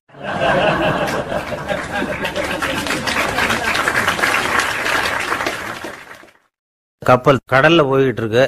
புயல், சூறாவளி, அலையெல்லாம் பெருசு பெருசா ரொம்ப உயரமா உண்டாகுது. கடுமையான காற்றிலேயும் வேகமான அலைகள்லேயும் சிக்கி அந்த கப்பல் தடுமாறுது. திசை மாறி போச்சு. எந்த பக்கம் போயிட்டு இருக்கிறோம்னே தெரியல. அந்த கப்பலை செலுத்திக்கிட்டு இருந்த மாலுமி ரொம்ப சாமர்த்தியமா செயல்பட்டார். தன்னுடைய அறிவாற்றலையும் திறமையையும் முழுமையா பயன்படுத்தினார். அந்த கப்பலை கட்டுப்படுத்தினார். மெதுவா அந்த சூறாவளியிலிருந்து கப்பலை காப்பாற்றி கரைக்கு கொண்டுட்டு வந்து சேர்த்துட்டார். மாலுமின்னு ஒருத்தர் இருந்ததுனால அந்த மரக்கலம் காப்பாற்றப்பட்டது. மாலுமின்னு ஒருத்தர் இல்லைன்னு வச்சுக்கோங்க, அந்த கப்பலோட கதி என்னவாயிருக்கும் யோசிச்சு பாருங்க. ஒரு கோபக்காரனுடைய நிலைமையும் அப்படித்தானா. கோபக்காரன்கிறவன் ஒரு மாலுமி இல்லாத மரக்கலம் அப்படிங்கிறார் நபிகள் நாயகம். கொந்தளிக்கிற கடல்ல கொடுமையான அலைகளின் உச்சியில அல்லல் படுகிற மரக்கலத்தை விட மோசமானது கோபக்காரனின் நிலைமை அப்படிங்கிறது அவருடைய கருத்து. அது மாதிரி இதுன்னு சொல்லல, அதை விட மோசம் இது அப்படிங்கிறார். ஏன் தெரியுமா? ஒரு கப்பல் கடல்ல தடுமாறினா அதை சரிப்படுத்த மாலுமி இருக்கிறார். அவர் தன்னுடைய சாமர்த்தியத்தினால அதை கட்டுப்படுத்தி சரியான வழிக்கு கொண்டுட்டு வந்துருவார். ஆனா கோபக்காரனுடைய நிலைமை அப்படி இல்லை அப்படிங்கிறார் நபிகள் நாயகம். மனித மனம் ஒரு மரக்கலம், அறிவு அதுல இருக்கிற மாலுமி. மாலுமி மரக்கலத்தை செலுத்துறான், அவனுக்கு கட்டுப்பட்டு அது ஓடுது. ஆனா கோபக்காரன்கிற மனுஷங்கிட்ட அறிவுங்கிற மாலுமி சரியா வேலை செய்ய மாட்டான். ஏன்னா கோபம் அந்த மாலுமியின் கண்களை அவிச்சிரும், காதுகளை கேட்காம பண்ணிவிடும். கண்ணையும் காதையும் மூடிவிட்டு கப்பலை ஓட்டுனா எப்படி ஓட்டுறது? அதனால கோபக்காரன் மாலுமி இல்லாத மரக்கலம். இடி மின்னல்ல மாட்டிக்கிட்டு கஷ்டப்படுற கப்பல் மாதிரி கஷ்டப்படுறான். பெரியவங்கள்லாம் என்ன சொல்றாங்க? உனக்கு கெடுதல் பண்ணவனுக்கும் நீ நன்மையை செய், எவருடைய விருப்பு வெறுப்பையும் பொருட்படுத்தாதே. பரம எதிரிக்கும் நீ நன்மை செய்ய ஆரம்பிச்சா உன்னுடைய தூய நிலையை பார்த்துட்டு அவனும் உனக்கு நெருக்கமான நண்பனா ஆயிடுவான். இதுதான் பெரியவங்க நமக்கு சொல்லி இருக்கிறது. புனித குர்ஆன் சொல்றது என்ன? தீமையை நன்மையை கொண்டே நீர் தடுத்து கொள்ளும் அப்படின்னு சொல்லப்பட்டிருக்கிறதுல. இன்னா செய்தாரை ஒருத்தல் அவர் நாண நன்னயம் செய்து விடல் அப்படிங்கிறார் திருவள்ளுவர். செல்வந்தர் ஒருத்தர்கிட்ட ஒரு சிறுவன் ஆடு மேய்ச்சிக்கிட்டு இருந்தானா. பெரியவர் அவனை கூப்பிட்டு, நீ நேரா போய் ஒரு ஆட்டுல உள்ள ரொம்ப நல்ல பகுதி எதுவோ அதை எடுத்துக்கிட்டு வா அப்படின்னாராம். இவன் போனான். ஒரு ஆட்டு உடம்புல இருந்த நாக்கு, இருதயம், இது ரெண்டையும் எடுத்துட்டு வந்து கொடுத்தானான். பெரியவர் வாங்கி பார்த்தார். அதுக்கப்புறம் இப்ப நீ போய் இன்னொரு ஆட்டுல இருக்கிற ரொம்ப கெட்ட பகுதி எதுவோ அதை எடுத்துட்டு வா அப்படின்னாராம். இவன் போய் எடுத்துட்டு வந்தான். அவன் கையில் இருந்தது மறுபடியும் அதே மாதிரி நாக்கு, இருதயம், இது ரெண்டும் தான். என்னது இப்பவும் அதையே கொண்டுட்டு வந்திருக்கிற அப்படின்னாராம் பெரியவர். இவன் சொன்னானா, ஒரு உடம்புல உள்ள ரொம்ப நல்ல பொருளும் இதுதான், ரொம்ப கெட்ட பொருளும் இதுதான் அப்படின்னானா. இளம் வயசுல இப்படி பதில் சொன்னவர் தான் பேரறிஞர் லுக்மானுல் ஹக்கீம் அவர்கள். கோபப்படாம இருந்தா இது ரெண்டும் நல்லா வேலை செய்யும், கோபப்பட்டா இது ரெண்டும் மோசமா வேலை செய்யும். அதை புரிஞ்சுக்கிறதுக்காகத்தான் இன்னைக்கு இந்த தகவல். கோபம் வந்துட்டா நாம என்ன செய்யறோங்கிறது நமக்கே தெரியாது. ஒருத்தர் டாக்டர் கிட்ட போனார் அவசரமா. டாக்டர், எனக்கு இப்ப கடுமையான கோப வெறி, எனக்கு கண்ணு மண்ணு ஒன்றும் புரியல, உடனடியாக அதை கட்டுப்படுத்தணும், உடனே இதுக்கு ஏதாவது ஒரு மாத்திரை கொடுங்க ப்ளீஸ் அப்படின்னார். அந்த டாக்டரும் உடனே ஒரு மாத்திரையை கொடுத்து இதை உடனே போடுங்க, நான் தண்ணி கொண்டுட்டு வரேன்னு உள்ள போனார். தண்ணியோடு திரும்பி வந்தார். இவரு சொன்னார், டாக்டர், நீங்க கொடுத்த மாத்திரை ரொம்ப பெருசா இருந்தது, இருந்தாலும் கஷ்டப்பட்டு முழுங்கிட்டேன்னார். டாக்டர் சந்தேகத்தோட மேசையை பார்க்கிறார். பார்த்தா மாத்திரை அங்கேயே இருக்குது, பேப்பர் வெயிட்ட காணல.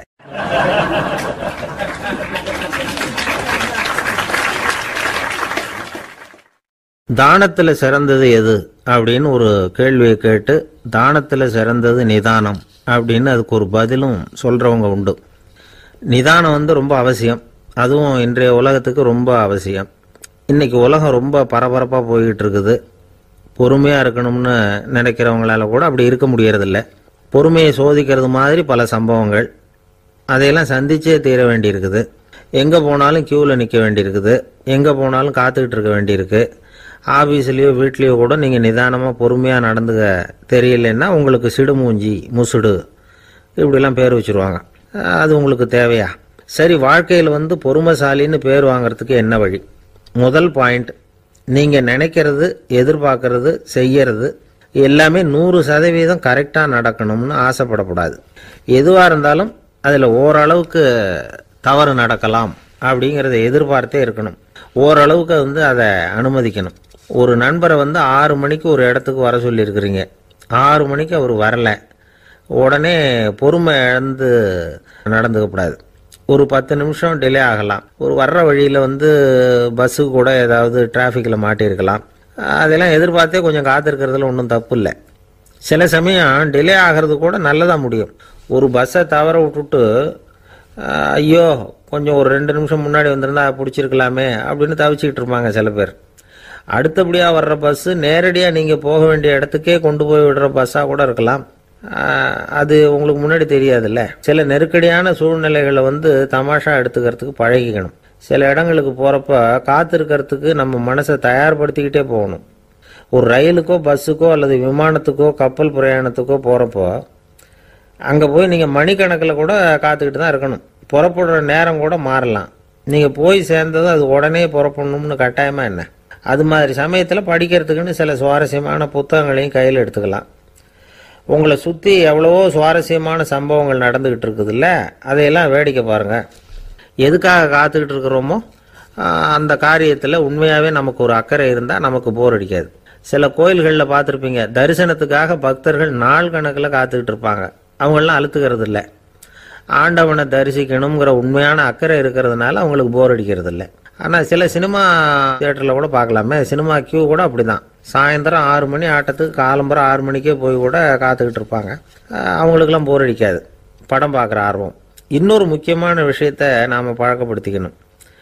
லிவ் ஃபார் தி மூமெண்ட் அப்படிங்கிறாங்க நிபுணர்கள். ரொம்ப பேர் எப்படின்னா அடுத்தபடியாக நடக்க போகிற விஷயத்திலேயே கவனமாக இருப்பாங்க. அந்த நினைப்புலேயே இந்த நிமிஷத்தை பொறுமை இல்லாமல் கழிப்பாங்க. ஒருத்தர் இருக்கார், அவர் எப்படின்னா ஆஃபீஸ் முடியறதுக்குள்ளேயே சார் 5 மணிக்கெல்லாம் ரெடியாக இருங்க, நாம் அந்த ஹோட்டலில் போய் டிஃபன் சாப்பிட்ணும் அப்படின்னு 4 மணிலேருந்து சொல்லிகிட்டு இருப்பார்.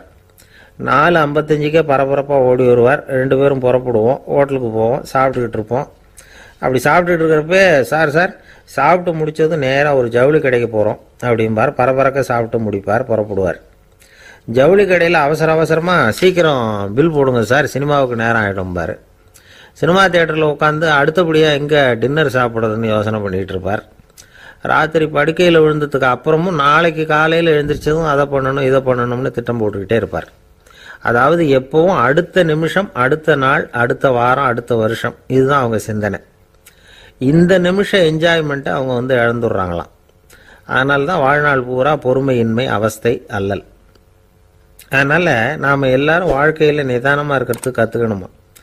அதுக்காக இந்த நிதானத்துக்கு வேறு விதமான அர்த்தம் பண்ணிக்கக்கூடாது. ஒருத்தர் அப்படித்தான் ஒரு தடவை அவருடைய குதிரை காணாமல் போயிட்டு தான். அதுக்காக அவர் கவலைப்படல, நிம்மதியாக இருந்தார், சந்தோஷமாக இருந்தார். என்ன சார் இது, உங்கள் குதிரை திருட்டு போயிட்டுதுங்கிறீங்க, நீங்கள் கவலைப்படாமல் இருக்கிறீங்களே அப்படின்னு கேட்டாங்களாம். அதுக்கு அவர் சொல்லியிருக்கார், நல்ல வேளை சார், கட்டியிருந்த குதிரை காணாமல் போயிருக்குது. நான் அது மேலே உட்காந்துருக்கிற சமயம் அது காணாமல் போயிருந்ததுன்னா, திருட்டு போயிருந்ததுன்னா நானும் சேர்ந்தில் காணாமல் போயிருப்பேன் அப்படின்னாராம். எவ்வளவு நிதானமான ஆள் பாருங்க.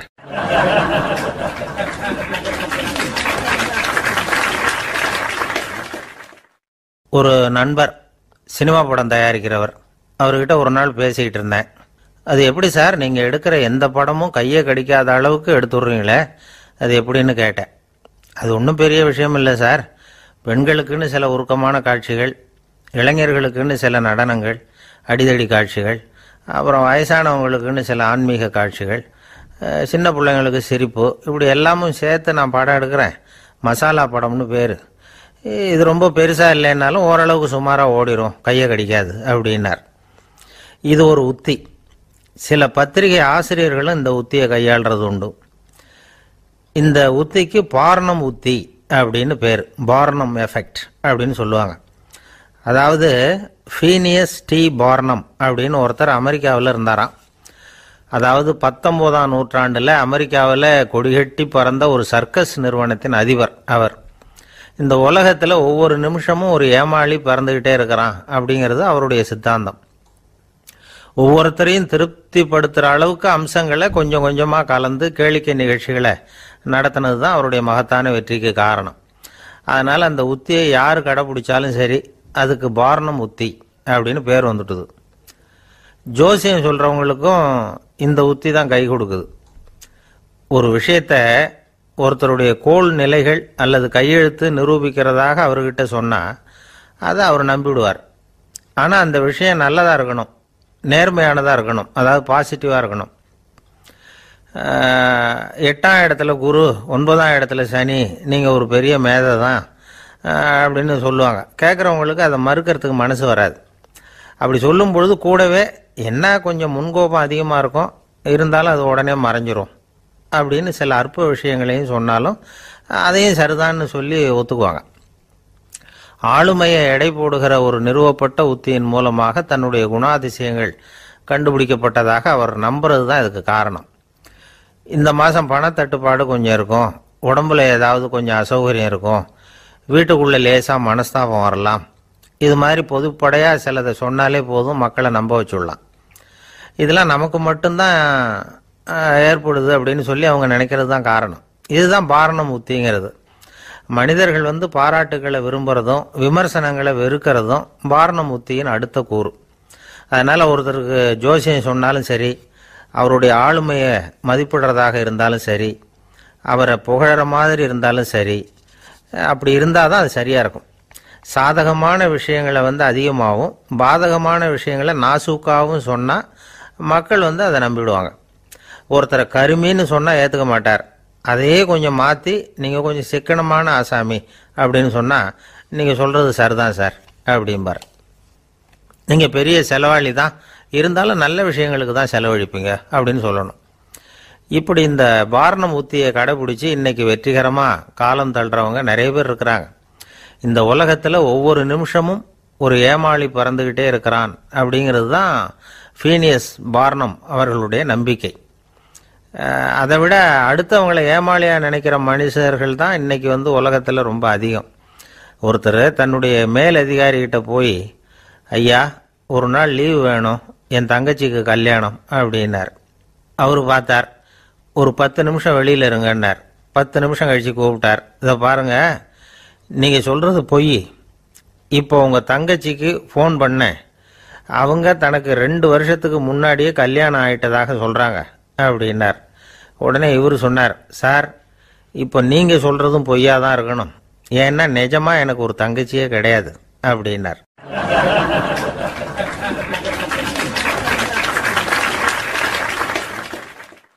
ஒரு நாள் காலை நேரம் ஒரு குரு படுக்கையை விட்டு எழுந்திருக்கிறார். உடனே சீடர்களை பார்த்து எல்லாரும் இப்படி வாங்கங்கிறார். எல்லாரும் வர்றாங்க வேகமாக. என்னங்க வேணும் உங்களுக்கு அப்படிங்கிற மாதிரி எல்லாரும் குருவை பார்த்தாங்க பயபக்தியோட. குரு அந்த சீடர்களை பார்த்து, இதை பாருங்க, இப்போ நான் ஒரு சிக்கலான விவகாரத்தில் மாட்டிக்கிட்டு இருக்கிறேன், அதை நீங்கள் தீர்த்து வச்சா நல்லதுன்னார். சீடர்களுக்கு ஒன்றும் புரியல. என்ன இது இவர் இப்படி சொல்கிறாரு? நமக்குள்ள எல்லா விவகாரங்களையும் தீர்த்து வைக்கிறவர் நம்ம குருநாதர். அவருடைய விவகாரத்தை நாம் தீர்த்து வைக்கிறதா? ஆச்சரியமாக இருக்குதே, குருநாதருக்கே சிக்கலா அப்படின்னு யோசனை பண்ண ஆரம்பித்தாங்க. இருந்தாலும் ரொம்ப பணிவாக கேட்டாங்க, சுவாமி, உங்களுக்கே சிக்கலா? இந்த உலகத்து சிக்கல்களுக்கும் சிரமங்களுக்கும் அப்பாற்பட்டவர் அல்லவா தாங்கள்? அப்படிப்பட்ட உங்களுக்கு சிக்கல்னா அது எப்படி அப்படின்னாங்க. எனக்கு ஏற்பட்டிருக்கிற சிக்கல் அவ்வளவு பெருசு, ரொம்ப பெரிய விவகாரம் அது அப்படின்னார் குரு. கொஞ்சம் விவரமாக சொல்லுங்க அப்படின்னாங்க இவங்க. இப்போ அந்த குரு விவரத்தை சொன்னார். அதாவது நேற்று ராத்திரி நான் ஒரு கனவு கண்டேன். அந்த கனவில் நான் ஒரு பட்டாம்பூச்சியாக மாறிட்டேன். அப்படி மாறி ஒவ்வொரு மலராக பறந்து போய் உட்காந்து தேன் சாப்பிட்டேன் அப்படின்னார். சீடர்கள் இதை கேட்டதும் ரொம்ப திகைச்சு போயிட்டாங்க. என்ன இது, இது ஒரு பெரிய பிரச்சனையா? ஒரு சாதாரண கனவு கண்டதுக்காகவா இந்த காலை வேளையில் நம்மளையெல்லாம் குருநாதர் இவ்வளவு அவசரமாக கூப்பிட்டுருக்கார் அப்படின்னு நினச்சாங்க. இருந்தாலும் கேட்டாங்க, இதில் என்ன சிக்கல் சுவாமி? கனவுங்கிறது எல்லாருக்கும் வரத்தானே செய்யும் அப்படின்னார் ஒரு சீடர். சீடர்களே, பிரச்சனை அது இல்லை. நான் இன்னைக்கு காலையில் கண்ணு முழிச்சு பார்த்தப்போ நான் நானாக மறுபடியும் மாறிட்டேங்கிறத தெரிஞ்சுக்கிட்டேன். இதில் சிக்கல் என்னன்னா, இப்போ அந்த பட்டாம்பூச்சி தான் நானாக ஆயிட்டதாக கனவு கண்டுகிட்டு இருக்கா அப்படிங்கிறது தான். ஒரு மனுஷன் பட்டாம்பூச்சி ஆகிறதாக கனவு காண முடியுங்கிறப்போ அந்த பட்டாம்பூச்சியும் மனுஷனாக ஆகிறதாக கனவு காண முடியும் இல்லையா? இப்போ எனக்கு யதார்த்த நிலை தெரியணும், எது நிஜம்னு தெரியணும். நேற்று ராத்திரி நான் கண்டது கனவா, அல்லது இது பட்டாம்பூச்சி கண்டுகிட்டு இருக்கிற கனவா? இதுதான் குரு கேட்ட கேள்வி. இதை கேட்டதும் சீடர்கள் ரொம்ப குழம்பி போயிட்டாங்க. சுவாமி, இது வரைக்கும் நாங்கள் தூங்குறப்ப பார்க்கறது கனவுன்னும் மூழ்கிக்கிட்டு இருக்கிறப்ப பார்க்கறது நனவுன்னு நம்பிக்கிட்டு இருக்கிறோம். இப்போ எங்களை ரொம்ப குழப்பிட்டீங்க, இதுக்கு பதில் சொல்ல எங்களுக்கு சக்தி இல்லை அப்படின்னு சொல்லிவிட்டாங்களாம். அதுக்கப்புறம் அந்த குரு சொன்னாராம், நினைவு தான் முக்கியமான அம்சம். முடிவு கட்டம்னா பகலின் நினைவுகளை விட இரவின் கனவுகளே ரொம்ப உண்மை. ஒருத்தன் தூங்க போனால் தூங்கிக்கிட்டே இருந்தா அவன் காணும் கனவு பொய்ங்கிறத அவன் உணர மாட்டான். ஒவ்வொரு கனவும் காணும் பொழுது அது ரொம்ப உண்மையாக தான் தெரியுது. ஒரு கனவு கூட உண்மை இல்லைன்னு கனவுல தோன்றுவதே இல்லை அப்படின்னார் குரு. அகில வாழ்வு அத்தனையும் சொற்பனம் கண்டாய் அப்படிங்கிறார் தாயுமானவர். ஆகையினால நம்ம கனவுலேருந்து நாம் என்னைக்கு முழிச்சிக்க போகிறோம் அப்படிங்கிறது தான் ஒரு முக்கியமான கேள்வி. ஒருத்தர் வந்தார், காலில் கட்டோடு வந்தார். என்னங்க காலில் கட்டுன்னு? சார், நேற்று ராத்திரி தூக்கத்தில் எங்கள் வீட்டு கூரையில் ஏணியை சாத்தி வச்சு இறங்கினப்போ வழுக்கி விழுந்து காலை உடச்சிக்கிட்டேன்னார். உங்கள் வீட்டில் தான் ஏணியே கிடையாது சார் அப்படின்னு. உண்மைதான் சார், நான் கீழே விழுந்து முழிச்சுக்கிட்டதுக்கு அப்புறம் தானே ஏணி இல்லைங்கிறது எனக்கு ஞாபகம் வந்தது அப்படின்னார்.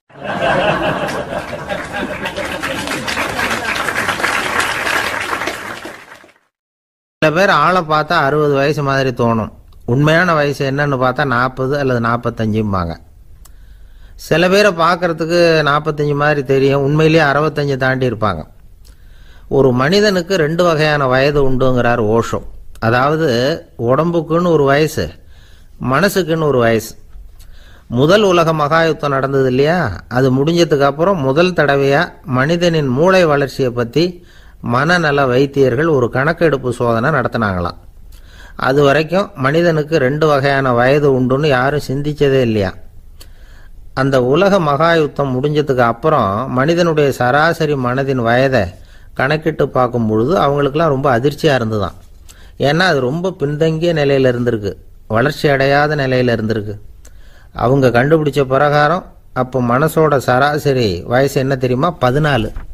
அப்படின்னா பார்த்துங்க, உடல் ரீதியாக ஒருத்தரோட வயசு 70 கூட இருக்கலாம், ஆனால் மனசோட வயசு 14 தான். இதுக்கு நேர்மாறாக அமைஞ்சு போச்சுன்னு வச்சுங்க. அதாவது ஒருத்தருக்கு உண்மையிலேயே 14 வயசு, அதாவது உடலோட வயசு 14, அவரோட மனசின் வயசு 70ன்னு வச்சுக்கோங்க. இப்படி அமைஞ்சுட்டுதுன்னா அவர் சீக்கிரம் ஞானத்தன்மை அடைஞ்சிருவார் அப்படின்னு அர்த்தம். இப்போ நமக்கெல்லாம் உடம்போட வயசு மனசோட வயசு ரெண்டும் ஒன்றா இருந்துட்டா அதுவே போதும், அதுவே பெரிய விஷயம். இப்போ எமர்சன் கிட்ட போய் ஒருத்தர் கேட்டாராம், உங்கள் வயசு என்ன அப்படின்னு. அவர் உடனே பதில் சொல்லியிருக்கார், 360 வருஷம் அப்படின்னாராம். கேட்டவர் குழம்பி போயிட்டார். அவர் என்ன சொல்கிறாரு, 360 வயசா? என்ன நம்ம காதில் தான் சரியாக விழலையா? எமர்சன் எப்பவும் உண்மையை பேசுகிற ஒரு சிறந்த அறிவாளி, அவர் இப்படிலாம் பொய் சொல்ல மாட்டாரே அப்படின்னு ஒரு யோசனை பண்ணிக்கிட்டே இவர் மறுபடியும் அவர் கிட்ட போனாராம். ஐயா, நீங்கள் சொன்னது சரியாக என் காதில் விழலை, அதனால் மறுபடியும் கேட்குறேன், உங்கள் வயசு என்ன அப்படின்னாராம். எமர்சன் மறுபடியும் சொல்லியிருக்கிறார், 360 வருஷம்னு. வந்தவருக்கு உண்மையிலேயே அதிர்ச்சியாக போட்டுது.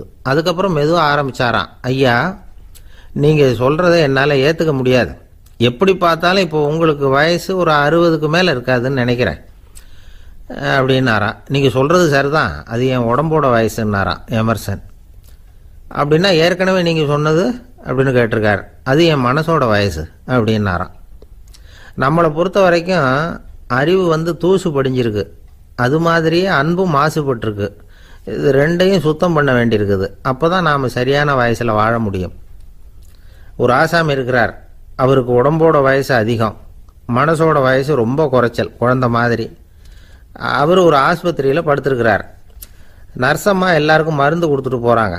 கொஞ்ச நேரம் கழித்து திரும்பி வந்தாங்க.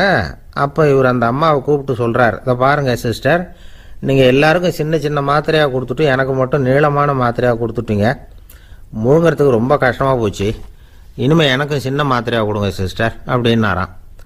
அந்த அம்மா உடனே அதிர்ச்சியாகி தலையில் அடிச்சுக்கிட்டாங்களாம். நான் கஷ்டப்பட்டு மாத்திரையை முழுங்கினத்துக்கு நீங்கள் ஏமா தலையில் தட்டிக்கிறீங்க அப்படின்னு கேட்டிருக்காரு இவர். இதுக்கு அவங்க சொல்லியிருக்கிறாங்க, நான் உங்களுக்கு கொடுத்துட்டு போனது மாத்திரை இல்லைங்க, அது தெர்மாமீட்டர் அப்படின்னாங்களாம்.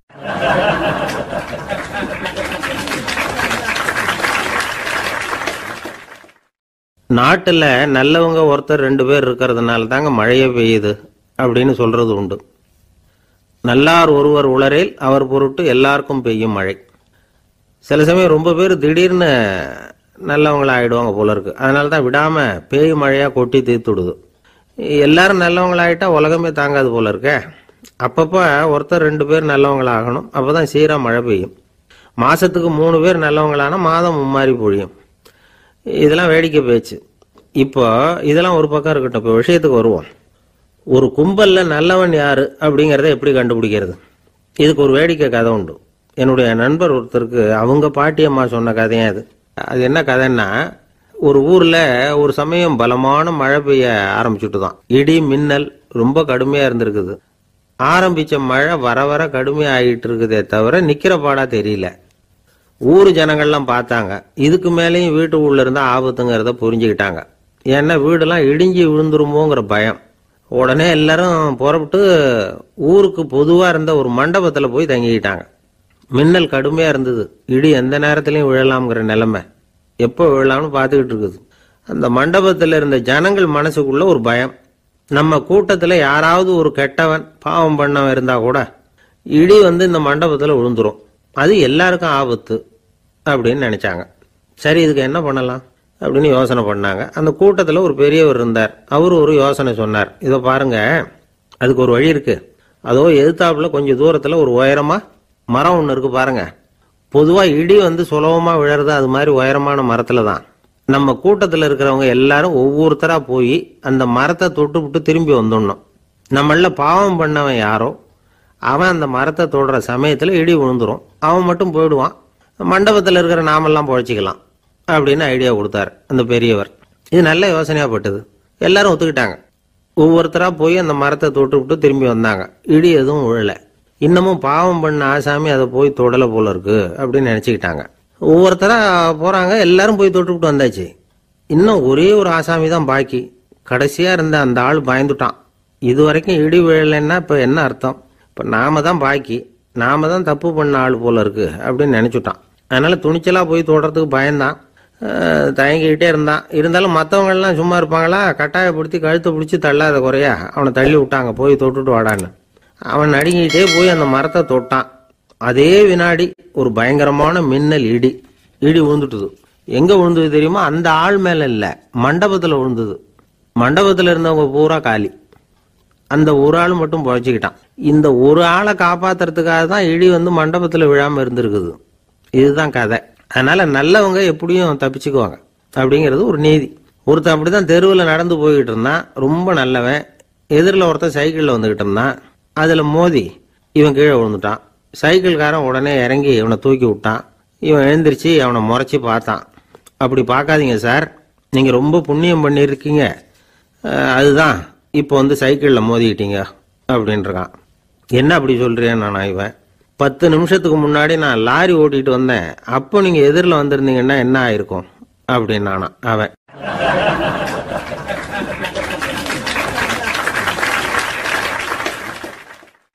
எனக்கு அதிர்ஷ்டமே இல்லை சார் அப்படின்னாரு ஒருத்தர்.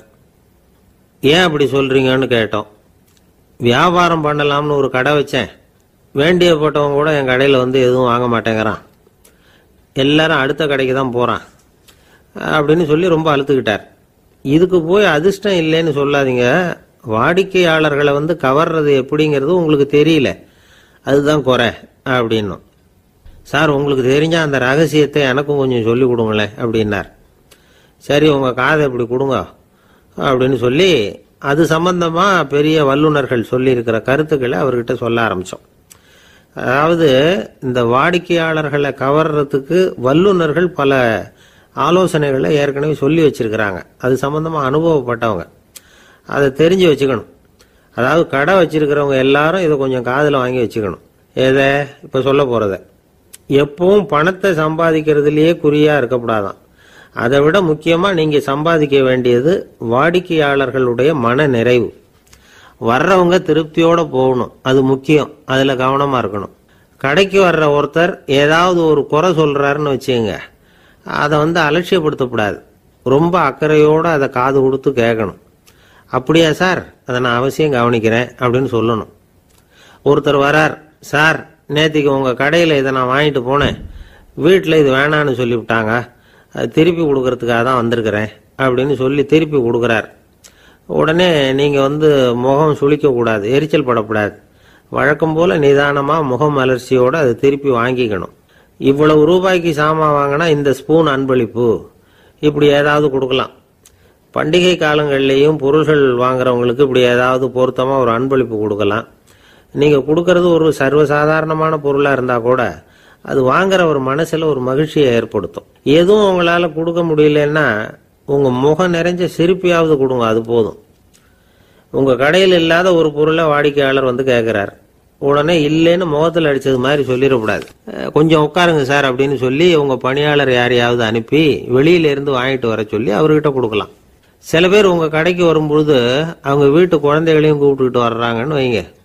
நீங்க என்ன செய்யணும்னா அந்த குழந்தைகளை முதல்ல கவனிக்கணும். அது கண்ணத்தை கிள்ளணும், அதுகிட்ட விளையாடணும், அதுக்கு ஏதாவது மிட்டாய் பிஸ்கட் எதையாவது கொடுத்து அது கவனத்தை கவரணும். அதுக்கப்புறம் பெரியவங்களை கவனிக்கலாம். உங்க கடையில வேலை செய்யற பணியாளர்கள் சுத்தமா இருக்கணும், சிரிச்ச முகம், சுறுசுறுப்பு, இது ரெண்டும் அவங்களுக்கு தேவை. அழுது வடிஞ்சிக்கிட்டு இருக்கக்கூடாது. அப்புறம் இன்னொரு விஷயம், அதிகமா பொருள் வாங்குற ஒருத்தர்கிட்ட அதிக மரியாதையாகவும் குறைச்சலா பொருள் வாங்குறவர்கிட்ட வேற விதமாகவும் நடந்துக்க கூடாது. எல்லாருக்கிட்டையும் சமமா நடந்துக்கணும். 5 ரூபாய்க்கு வாங்கினாலும் சரி, 500 ரூபாய்க்கு வாங்கினாலும் சரி, அவங்க கிட்ட நீங்க காட்டுற மரியாதையில வித்தியாசம் இருக்கக்கூடாது.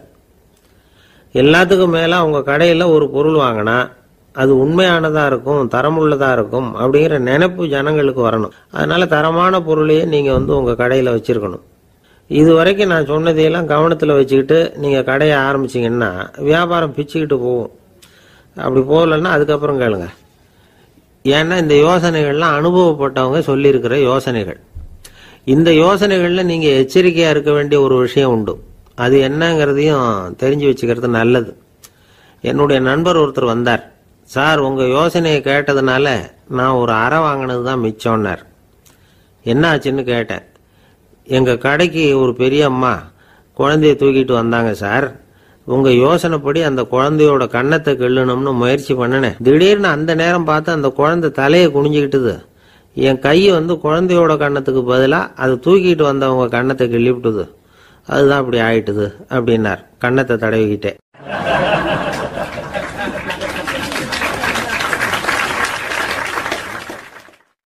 ஒரு நாள் ஒரு 10-15 பள்ளிக்கூடத்து பிள்ளைங்க தேடிட்டு வந்தாங்க. உங்களை பார்த்துட்டு தான் போகணும், அதுக்காக தான் வந்திருக்கோம்னாங்க. என்ன விஷயம்னு கேட்டோம். நாங்கள்லாம் கூடி ஒரு முடிவு பண்ணியிருக்கிறோம், அதை உங்ககிட்ட சொல்லணும் அப்படின்னாங்க. அதுவும் ஒரு வாண்டு பையன் அதை சொன்னான். என்ன முடிவு அது அப்படின்னு கேட்டோம் ரொம்ப ஆர்வமாக.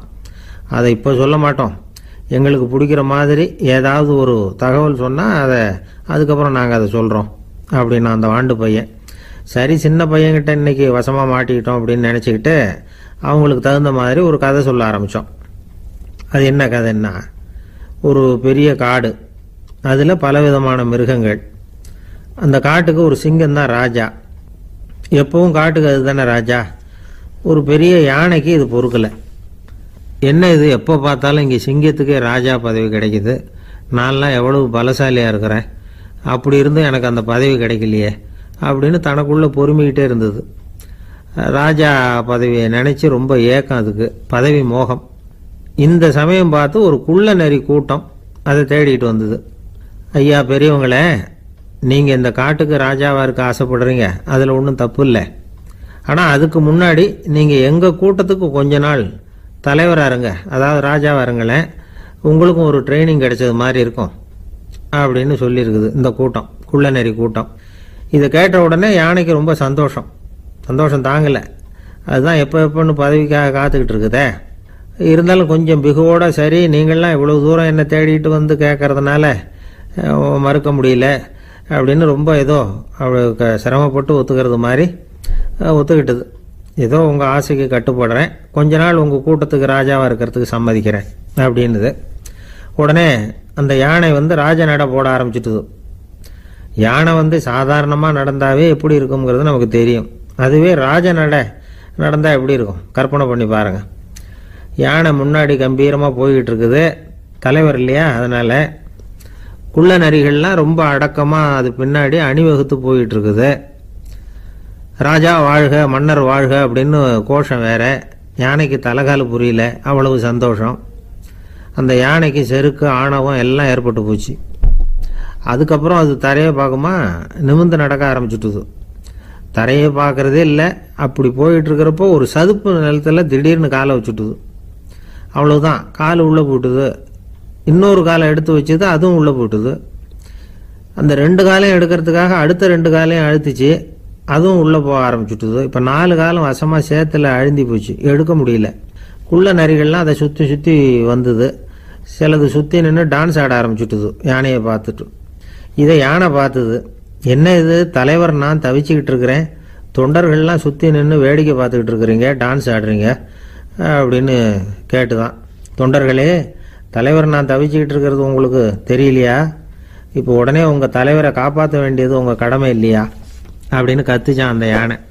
குள்ள நரிகளில் ஒன்று முன்னாடி நின்று அந்த யானையை பார்த்து தான், தலைவரே எங்களுக்கு ரொம்ப நாளாக ஒரு ஆசை, அந்த ஆசையை நிறைவேற்றிக்கிறதுக்காகத்தான் உங்களை எங்கள் தலைவராக ஏற்றுக்கிறோம்னு சொன்னோம் அப்படின்னு தான். என்ன ஆசைன்னு கேட்டிருக்கு யானை. யானை கறி சாப்பிட்டு பார்க்கணுங்கிறது எங்களுக்கு ரொம்ப நாளாக ஆசை, அது இன்னைக்கு தான் நிறைவேற போகுது அப்படின்னு தான் அந்த நரி. இதை கேட்ட உடனே அந்த யானை அப்படியே மூர்ச்சி ஆகிட்டு தான். நரிகள்லாம் அது மேலே ஏறி குதற ஆரம்பிச்சுட்டு தான். பதவி மேலே இருந்த பேராசை அந்த பலசாலியான யானையையே மாட்டி விட்டுட்டுது பார்த்தீங்களா அப்படின்னு சொல்லி முடித்தோம்.